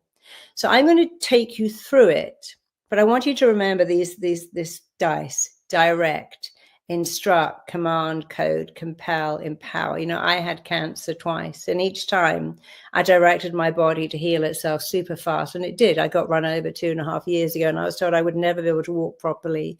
I'd have a limp forever, and within 6 weeks I was walking. In no time at all, I was back on my feet like it never happened. But it's because I use this military type language. I commanded my body to heal itself. And you can do it for emotional things as well as physical.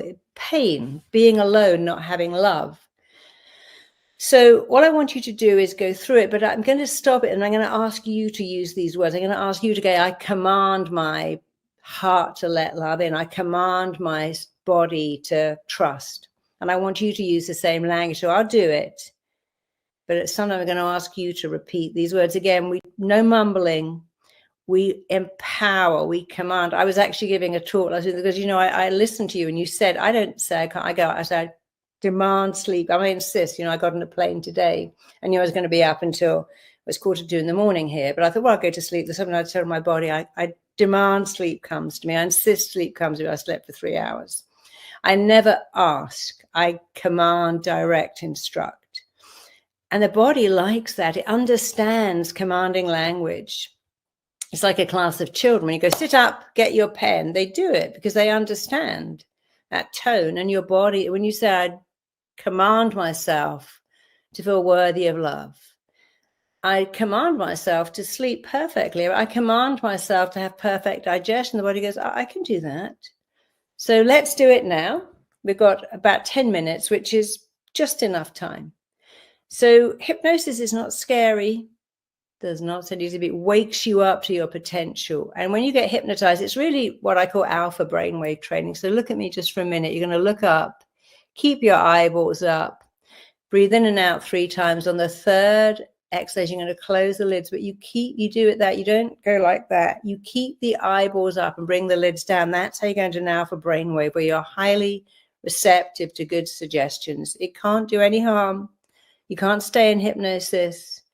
And you go into hypnosis every day, but if you look up and then close your eyes, which is how I managed to give myself 3 hours sleep this afternoon, I rolled my eyes up and then said, sleep's coming to me. It's perfect. So let's do it. So make yourself comfortable. It's all about your eyes. Roll your eyes up as if you're trying to look into your very own eyebrows. Keep your eyeballs up. Breathe in, breathe out. Take another deep breath. Keep your eyeballs up. Breathe in.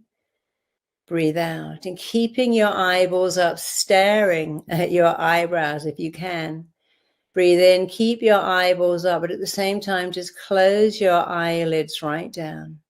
Drop your chin. And with that looking down sensation of dropping your chin, just imagine you are looking down 10 steps. Keep your eyes closed. You're looking down 10 steps. You have that looking down sensation that you get when you look over a stairwell or down a flight of stairs. And right now, you're moving on to step 10. You can see your feet, hear your feet, feel your feet treading each step.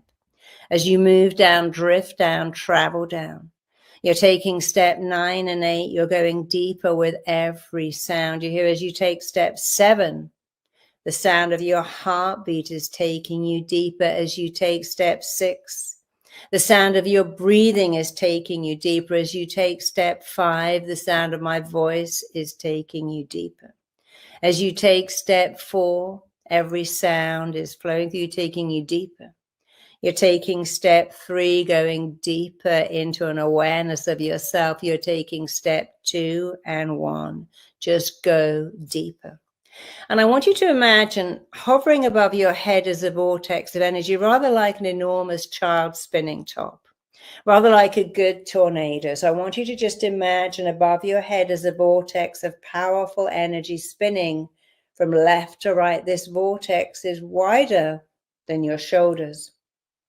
It's going to move right through your body, keeping your body completely within its sphere. You can see it in a color that you love, a healing color. You can tune in to this kind of vibrational hum. And I want you to think of this vortex rather like the twisting brushes of a car wash. As brushes of a car wash twist and vibrate and rotate and wash off crud and old stuff.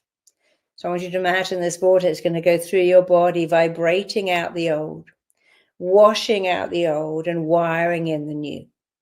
And now is a great time to start. Above your head, you can see in your mind's eye a powerful vortex of energy spinning like an enormous child spinning top, spinning from left to right. And the tail is moving into your head, touching your head, moving straight into your brain, straight into your mind. It is looking for limiting beliefs, blocking thoughts, anything that is looking for residues of trauma.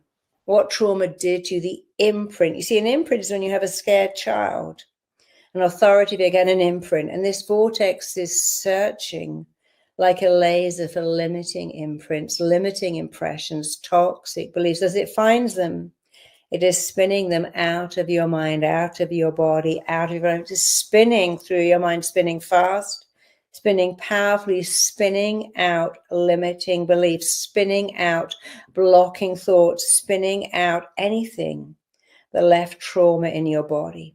And as it spins through your mind and finds all these beliefs that belong to the kid, all the learned helplessness, all the learned hopelessness, all the I'm not enough, I don't matter, and I never will, all the tagging you put onto yourself as a kid. This vortex is spinning out the tags, spinning out the not enoughness, vibrating it out of your body, because it's constantly traveling down.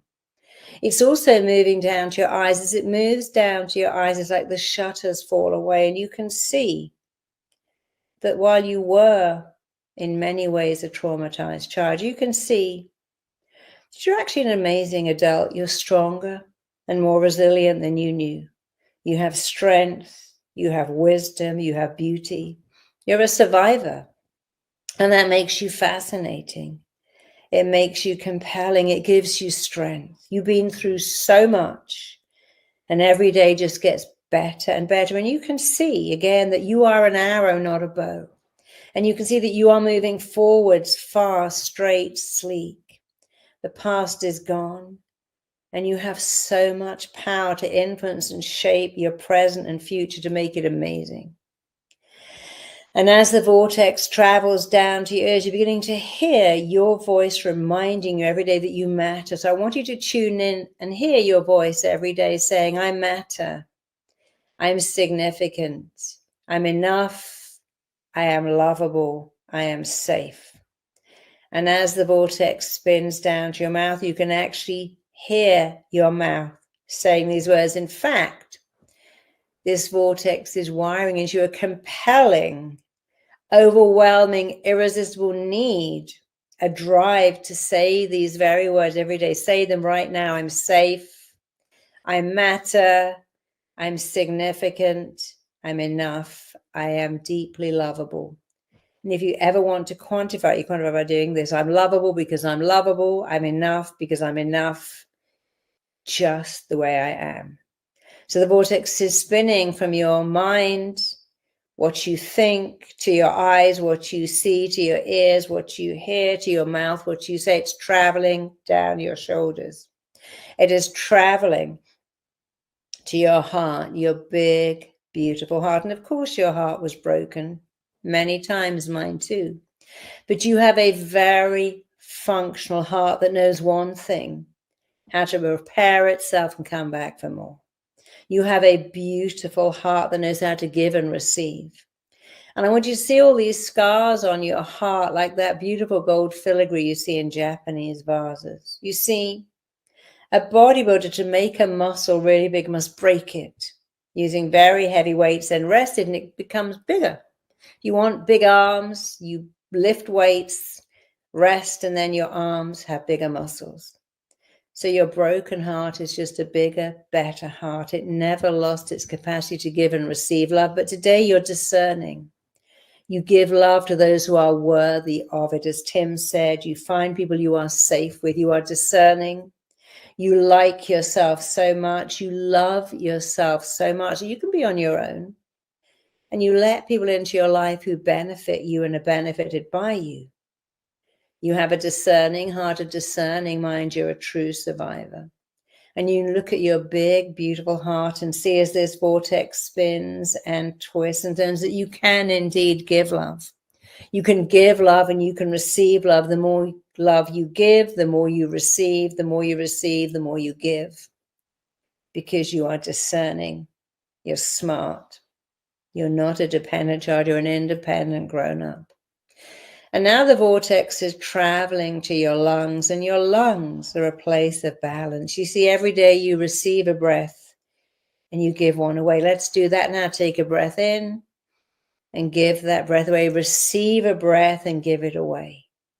Receive a breath and give it away. That's the first thing you did when you came onto the planet. You received a breath, you gave it away, and you took another one. You can't just give. If you just tried to breathe out, that wouldn't work. Or if you just tried to breathe in, it feels horrible.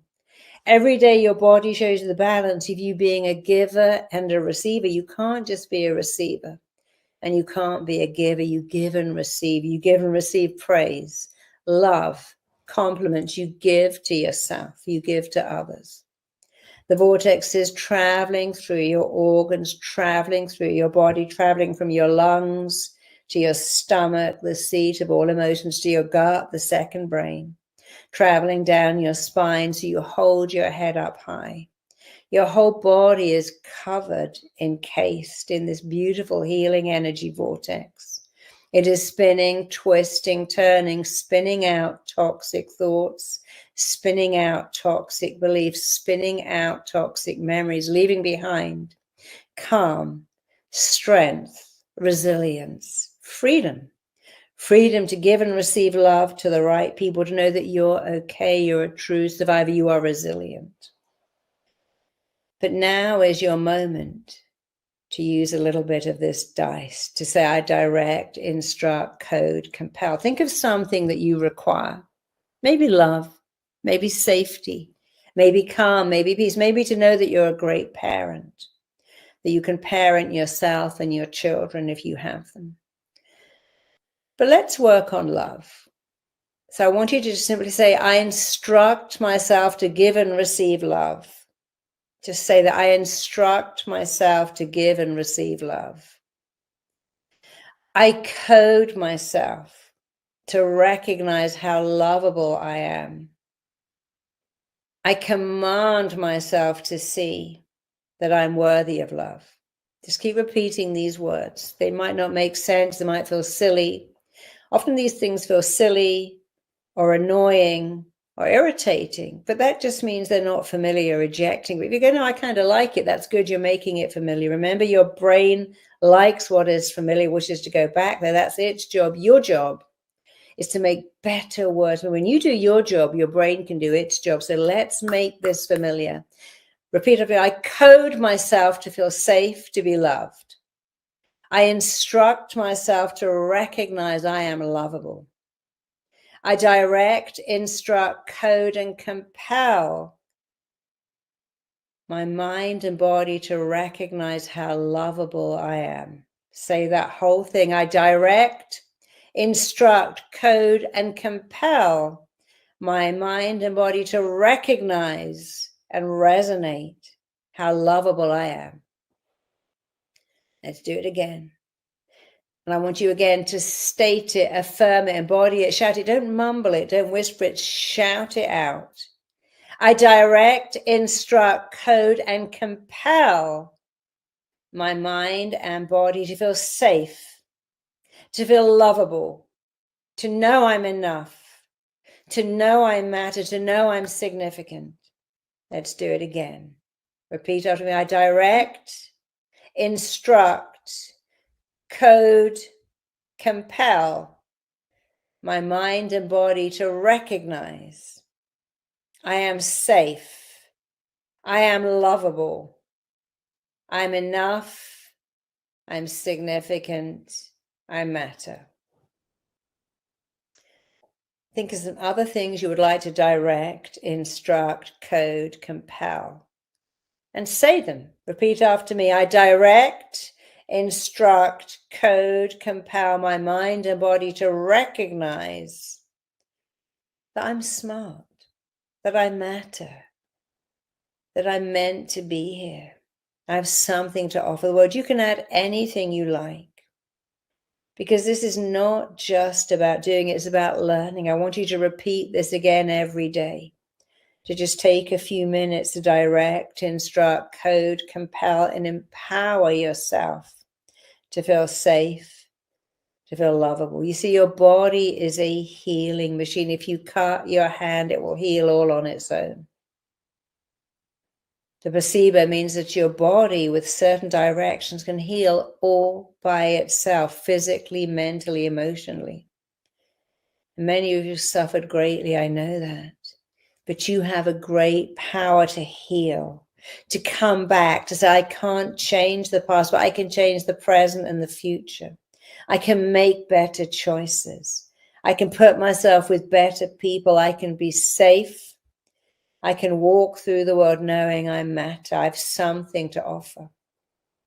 You can walk through the world knowing that you have something to offer the world, that you had a broken heart, but it's just bigger, more beautiful, more able to give and receive love than ever. So just take the last few minutes to let this vortex spin. It's covering your entire body. It's traveling down your arms, traveling down your legs. It's working on your energy, your frequencies. You know, we're all matter. Quantum physics, the most reliable science in the world, says you're matter, I'm matter. But if you can just change your vibrations, you can change your whole life. So for the last minute, believe this vortex is changing your vibrational body, having you vibrate a different frequency, a frequency of safety and love and connection and significance, a frequency of joy that you made it, a frequency of being an arrow, not a bow. The bow is gone. No one cares about the bow. We only care about the arrow, and you're an arrow. So as this vortex spins and twists, and change your vibrations, change your frequency to those of someone who says every day, I matter, I'm safe, I'm enough, I'm lovable, I'm significant. The universe that put me here is supporting me. You can now just let the vortex leave your body. Imagine opening 2 valves in the soles of your feet. This vortex is leaving your body, pulling out of your body, leaving your body, leaving you feeling strong and well and shiny. Just like when a car comes out of the car, which looks all shiny in you. You feel shiny, resilient. You are resilient. You're a survivor. You're resilient. You are strong. You are lovable. You matter. And as you know it, everyone else will get to know it too. So let the vortex leave your body through the soles of your feet. Let it come out like, a bit like if you tip up an egg timer and make a little hole in it, that sand will trickle out. Let it trickle out. Open your eyes. Come back into the room. Remember, every day, I want you to choose to say, I matter, I'm lovable, I'm enough, I'm significant, I'm safe. You can even add, I'm an arrow, because you are. I'd love to spend longer with you, but that was all the time I had. But it was just enough time. Thank you so much. Thank you. In the comments how you found that. Thank you, Marisa. Yeah, let us know in the comments how did you feel about this group hypnosis session. For me, I felt already at the beginning that I was sort of going to the ground, and I felt I saw some people having the same feeling. So let's see how people felt. A lot of thank you so much. A lot of gratitude, I think, from everyone in the room. Okay, so now we're gonna go to the Q&A. We have a few questions from people that we've been gathering through the whole session. Jennifer, who says that was healing. I have Ingrid, who said I feel light. Donna, who said I'm amazed that the love I extended to me as a child, I feel inside myself now. So a lot of incredible testimonies here, Marisa. So thank you so much. You're welcome. Okay, so let's get to the questions. We're going to try to take. We're not going to be able to take all of them, but we're going to try to take a few at least, and maybe we can try to respond with 2 minutes answers so that we can get to as many as we can. So before the questions on healing, I'm just going to respond a few questions on the masterclass of Gabor. So I had a question: how long is Gabor's masterclass? It's about 7 hours. It's 17 lessons. When does the masterclass start after I sign up? So James, as soon as you sign up, you get the masterclass straight away. I had Daniel who said, "Can I watch the masterclass on my phone?" Yes, you can watch it on your phone, on your tablet, on your computer. You can also watch it offline if you should like. Mark, who says, "Can you remind me of the offer, and is it possible to pay in installments?" So I'll just share the offer again. The offer is to have ultimate package, which is called Mentorship Plus, which is usually $1,200, but for the healing days, it's $399, and it includes Gabor's masterclass, the Heal method, the Heal masterclass, but also weekly live sessions with specialized coaches, exclusive webinars, and also all the future healing masterclasses that we're preparing. And actually, one last thing that I didn't mention, I see a lot of people are asking about the replay and of the webinars during the healing days. There will be the replays inside the access of Mentorship, so you also get that in the $399. All right. So first question for Tim is a question from Angela, who says, "So to clarify, the brain is an information processor and the entire nervous system is actually the mind?" ?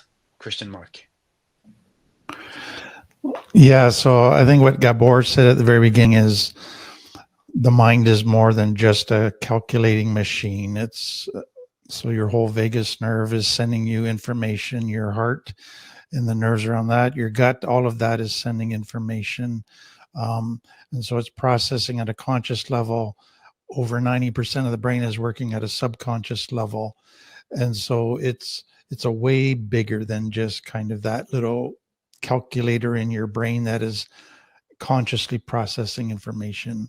It's your identity, it's your coping, it's all kinds of biases and assumptions and beliefs that you might not even be aware you have, plus thousands of nuanced things about how to live and respond in a million different situations.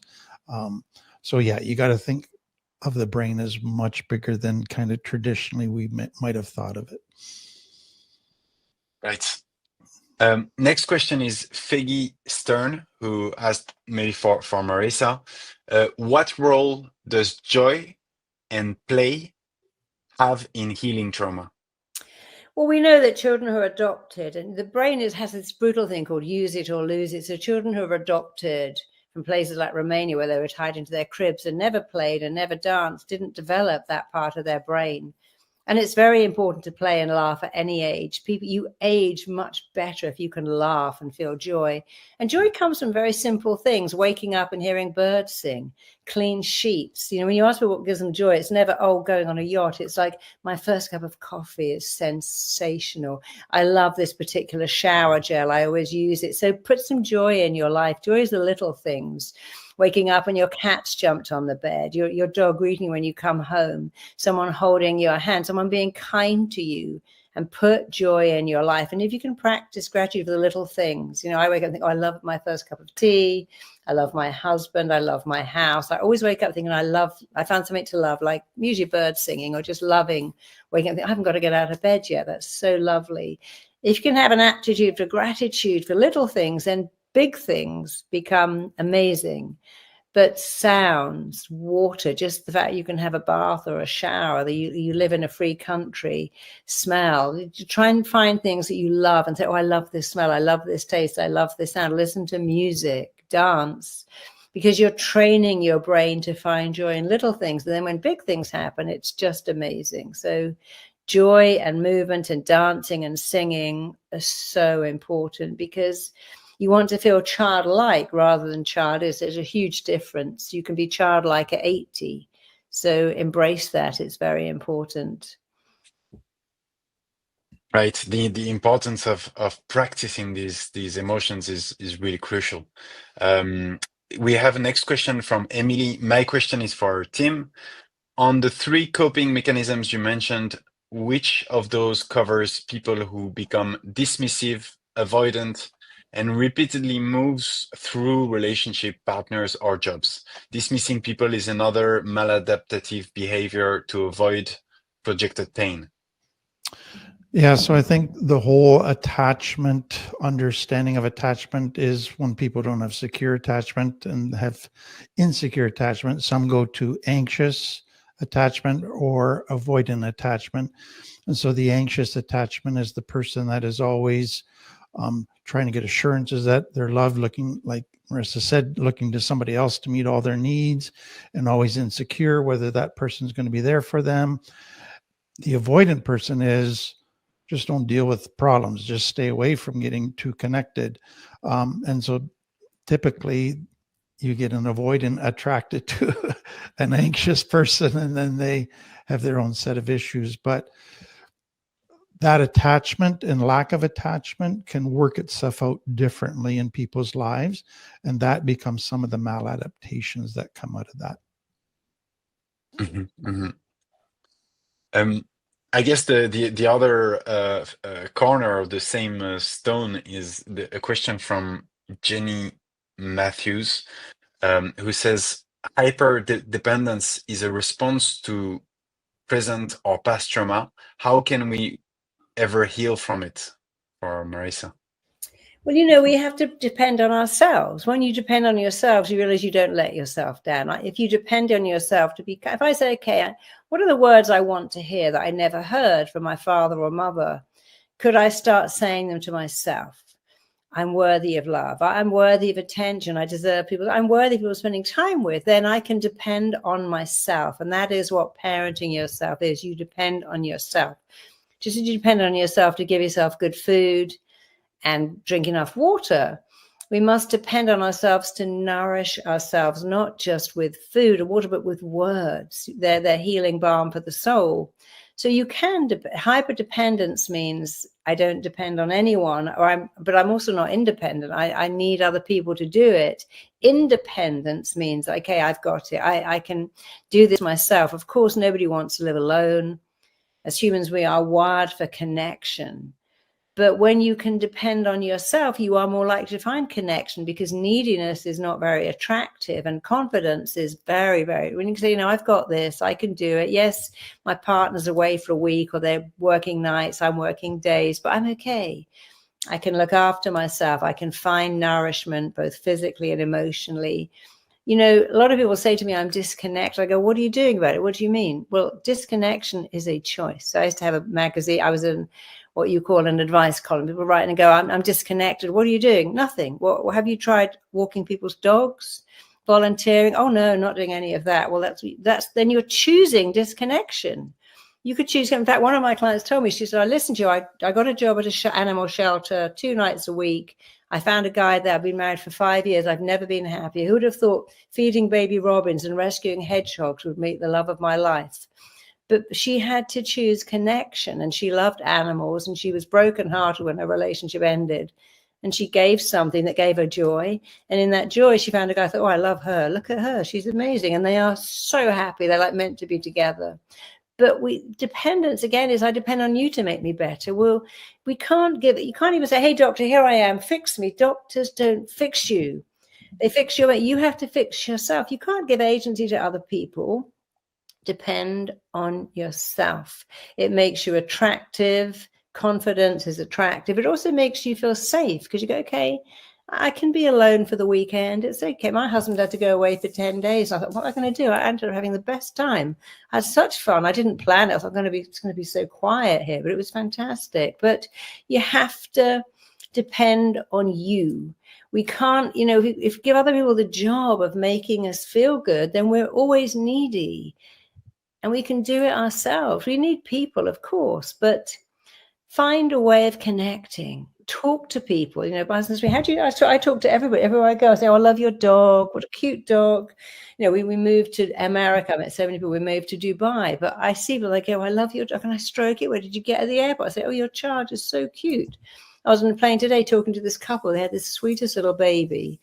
But it is a choice to say to someone, oh, you look nice, or what a lovely dog, or gosh, you're these flowers in your garden, did you grow them yourself? It's not hard. It's unfamiliar. So we have to choose to make what is unfamiliar familiar. And if you can choose to make connection familiar, to talk to people, to join some groups, to volunteer somewhere, you won't be alone. I had a client who said, one Christmas, she took sleeping pills and slept for 2 days because she was there. The following Christmas, she joined a shelter. She fed some, she was a hairdresser. She cut some homeless people's hair. She had the best Christmas ever. I didn't realize I had to step out of myself. Instead of looking for people to come to me, I went to them. I found a shelter, cutting people's hair. I had a fantastic time. But we can't, the cavalry isn't coming. We have to go out and do it ourselves. But we're all grown up. It's not as hard as it sounds. Find connection, choose connection, and choose to believe that you can do it, and your life will get a lot better. Mm-hmm. All right, let's. I'll just answer. I saw a question from Sophie. Is the Heal offer only available today? So no, it's going to be available during the healing days. But just one thing is that, as I mentioned before, there's 500 spots, just because we've really carefully selected the coaches that will be working with you.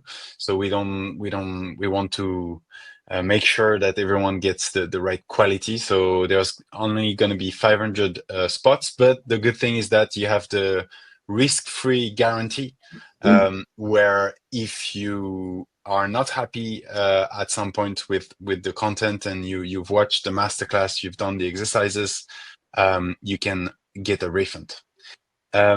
So next question is for Tim from Dylan Cook. If I can list a long list of traumas, how do I order them from being most important to deal with to least important to deal with? That's a good question. I think for some people, to start with ones that are the biggest ones is too difficult. And so to start with something smaller, they kind of build a agency and tolerance that titrates them into kind of being able to handle more and more. So that works for some. Others, it's like, if I don't deal with this big one, I'm never going to get to square one. So I got to start with a lot of support and help to really get through it. So I think it really depends on the person.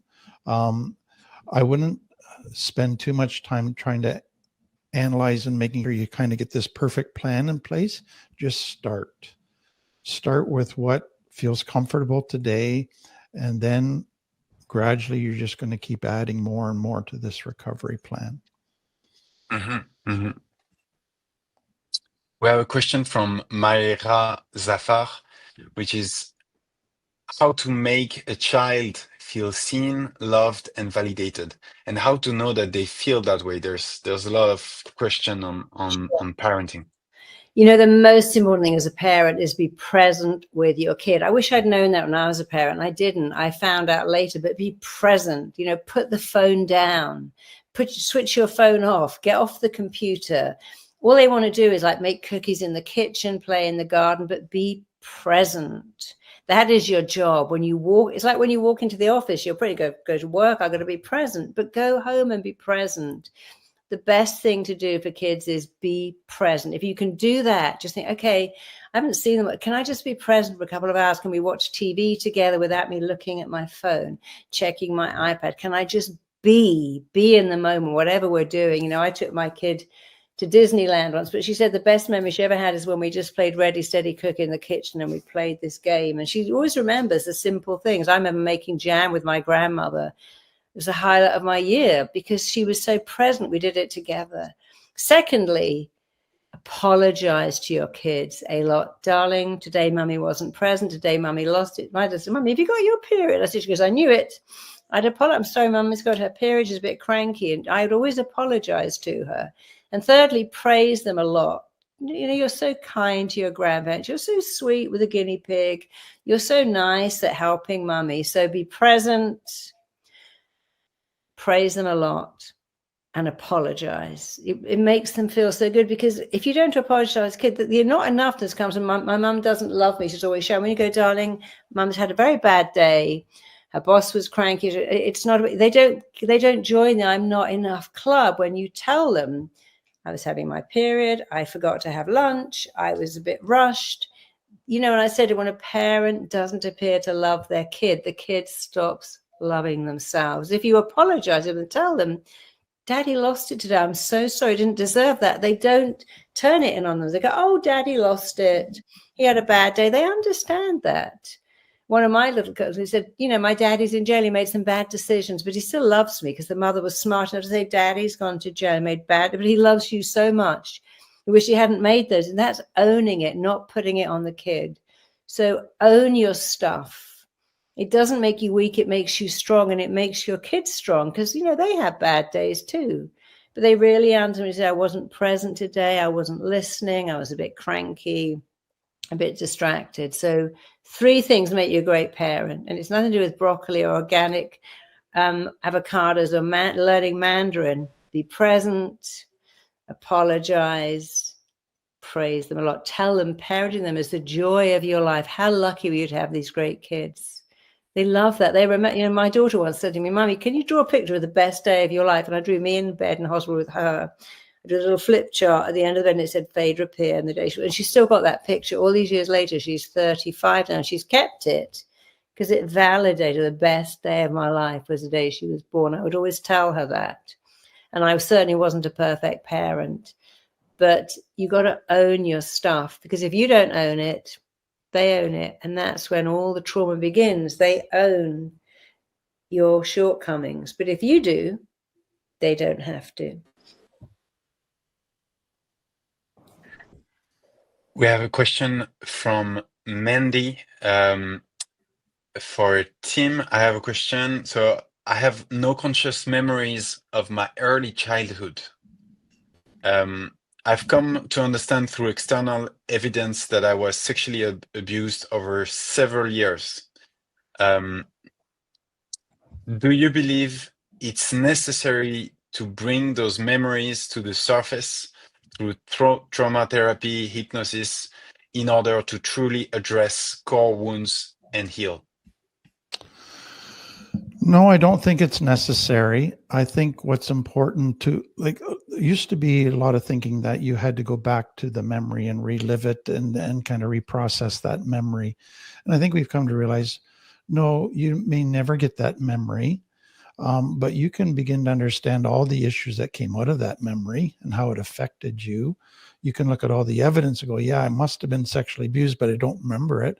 But I can deal with the shame. I can deal with all of the betrayal and hurt and all of that stuff. So you can do tons of healing without the memory. Now, if the memory comes, so as that brain heals and memories might start to come back, you might get extra little insights that might be helpful, but don't base your, I can't start healing till I get a memory. That's the wrong way to go about it. You can start where you're at.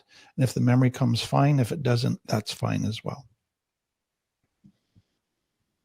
Right. I also saw another question for you, Tim, because it was on your part, from Bruce. Is there evidence to suggest that the bridge between the limbic system and the neocortex can be repaired and improved? Definitely. And I think it's so important to realize that much of healing trauma is actually there's a war in your brain. Your cortex has new tools. Your limbic brain keeps wanting every time it's triggered to go back to the old survival tools. It pulls you based on reasoning of emotions, not based on reasoning on the evidence. And so there's just constant battle between the two. But also when you're triggered, the limbic brain takes over. And so you have to kind of learn to regulate your emotions, and when they get dysregulated, to get yourself grounded again back to your cortex. Like Marisa said, that will feel very weird at first, very uncomfortable, even annoying to learn those tools because it's unfamiliar. It's familiar just to go with the limbic brain and to act out and to do all that stuff that you later regret. And so I tell clients all the time is that, 98% of the time you can live out of your cortex and be a wonderful parent, partner, all of those things. But when your fear of abandonment gets triggered, you can be like this different person comes out that's a monster. But it's in that 2% of the time when you're triggered, that's when you hurt the people you love the most. That's when you do the most damage. That's when you have your greatest regret. And so it's learning it's like the train is leaving the station when you get triggered. And how do you slow it down? Because it's leaving the station, and it's learning the tools in that very difficult time to ground that limbic brain, to regulate it, get yourself back into your cortex and acting. Some of the toughest tools to learn, but they're learnable. And once you do, the growth that can happen is fantastic. We're just going to take a couple more questions. We really tried to answer as many, but sorry for maybe some people who didn't get their answers answered. But just a couple more. So one from Marisa, from Renate Steinmetz. How do you know who is safe to be authentic with? Well, you got to trust your gut. People show you who they are. Don't rush into relationships too quickly. Get to know people. What are their relations like with their family? Do they have good family relations? What are they like with other people? If they're rude to people, then people show you who they are very quickly, but take it slow. If you meet someone, meet them in a social place, meet them again, and then meet their friends. Find out who they are. People show you who they are very quickly most of the time. And often we just think, oh, wait, I'm just going to ignore that. Don't ignore it. I remember years ago, I went on holiday with somebody. We both had daughters. He wouldn't buy his daughter a single gift. And I thought, oh, I'm not going to ever see you again. He showed me this incredible means that I pay for her school fees and that's it. I'm like, are you going to buy her a little present? No, I said, okay, I'll buy her one. And I knew that was a sign. And it was up to me then to think, don't see this person again, because mean-spirited people, when it's one thing to be poor, but he wasn't poor, but he was so mean. And I didn't like that. When you see people cruel to animals or rude to waiters, or they don't have any family around, they don't have any friends. So we have to be discerning. Who is this person? Find out who they are. But also, we also have to understand our own thing. We often say, I'm broken. A broken childhood doesn't mean you're broken. It means your childhood was broken. Damaged parenting doesn't mean you are damaged. It means you come from damaged parenting. So don't say I'm broken. Say I came from a broken home. My parents were damaged. But don't give yourself unnecessary labels, and learn to like yourself so much that you'd rather be on your own than with the wrong person. That's the real thing. When you go, I'd rather be by myself forever than with someone who isn't good enough, who isn't right. Because damaged people attract damaged people. Then you have a damaged relationship. So join groups, join AA, join Codependence Anonymous, find people that are healing themselves, hang out with better people, but also say, I remember when I decided one day, I thought, you know what, my life is so great. If I never find anyone ever, I'm all right. I was married 10 months later because I was so happy being by. It took a while to get to like myself, to like my own company. And when I got to that place, I met somebody and we had a connection. But you can't really come out of a relationship when you're so needy and go, I need someone. I can't be alone. I can't be by myself. You know, what's wrong with being with you? You're a great person. Alone means being alone with you. So you got to get to that place of saying, you know, I can watch TV, I can read a book, I can go for a walk, I can do stuff. That's when you're ready to find someone. Don't go at it from I'm so empty, I'm looking for my other half, because you're not half, you're whole. You don't need someone to complete you, and you don't need your other half because you're not half, you're already whole. Have a relationship with you first. Give yourself love. We spend so long trying to make some person love us.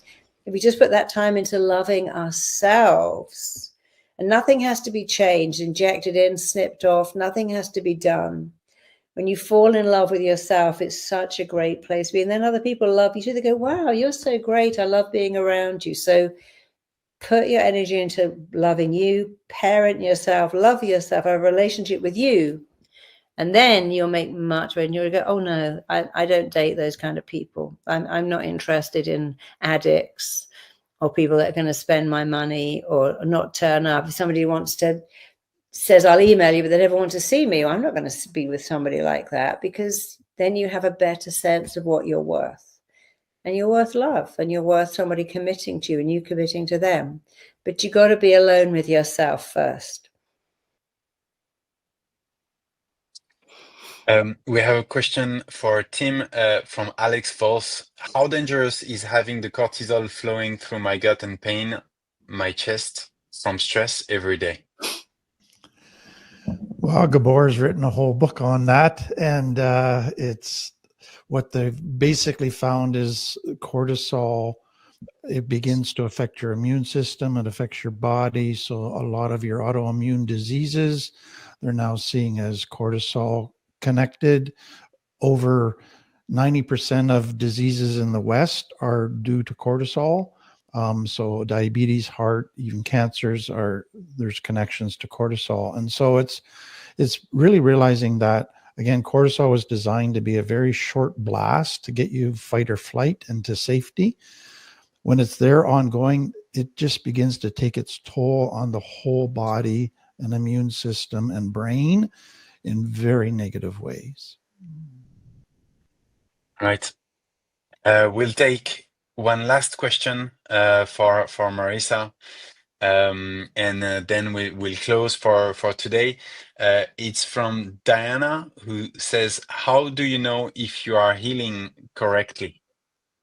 Because you start to feel better. You know, we change in three ways. There's instant change. You go, wow, I feel different. But then there's also cumulative, bit by bit. And then there's retroactive, wake up and think, oh, I don't feel that panic in my body that I'm alone in the house anymore. Or, oh, I don't have that stress anymore. So there is a lag time between doing the work and feeling better. So remember, you can change instantly, cumulatively, or retroactively. But you just start to feel calm. You start to live in a place of gratitude, and you start to like yourself. And until you like yourself, nothing else matters. So that's where we're going to think, yeah, I'm a good person. I can let people praise me. I'm a nice person. I do good things in the world. So give it time. Don't expect to change immediately if you're a retroactive or cumulative changer. But, you know, you get the chance to change twice every day of your life. Change a thought, change a belief. It changes how you behave. People say, how long does change take? Well, it can take 21 days. It can take 21 seconds. But if you start to say, I'm enough, that's one of the most important changes you can make. Say it, state it, affirm it.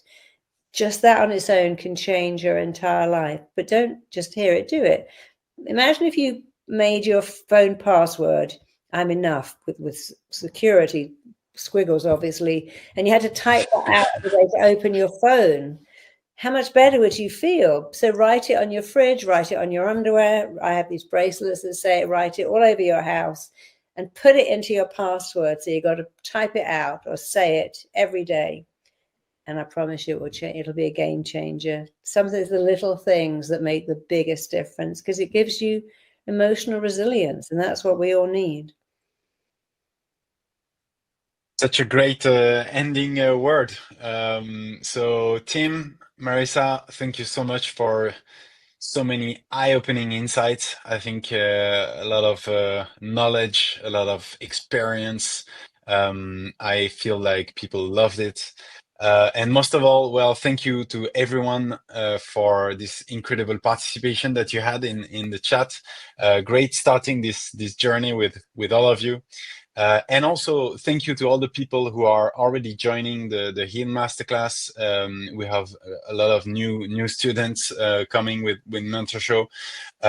So same time tomorrow, we will be with Bessel van der Kolk, who's written The Body Keeps the Score. He's really a pioneer in how to understand trauma, and we'll focus on how to heal the body. So I really hope to see you tomorrow at the same time. Thank you, everyone, and see you tomorrow. Thank you. Bye-bye. Thank you. Yeah. Bye-bye. Thanks, Bye-bye. Marisa. Thanks, Tim. Bye. Bye-bye.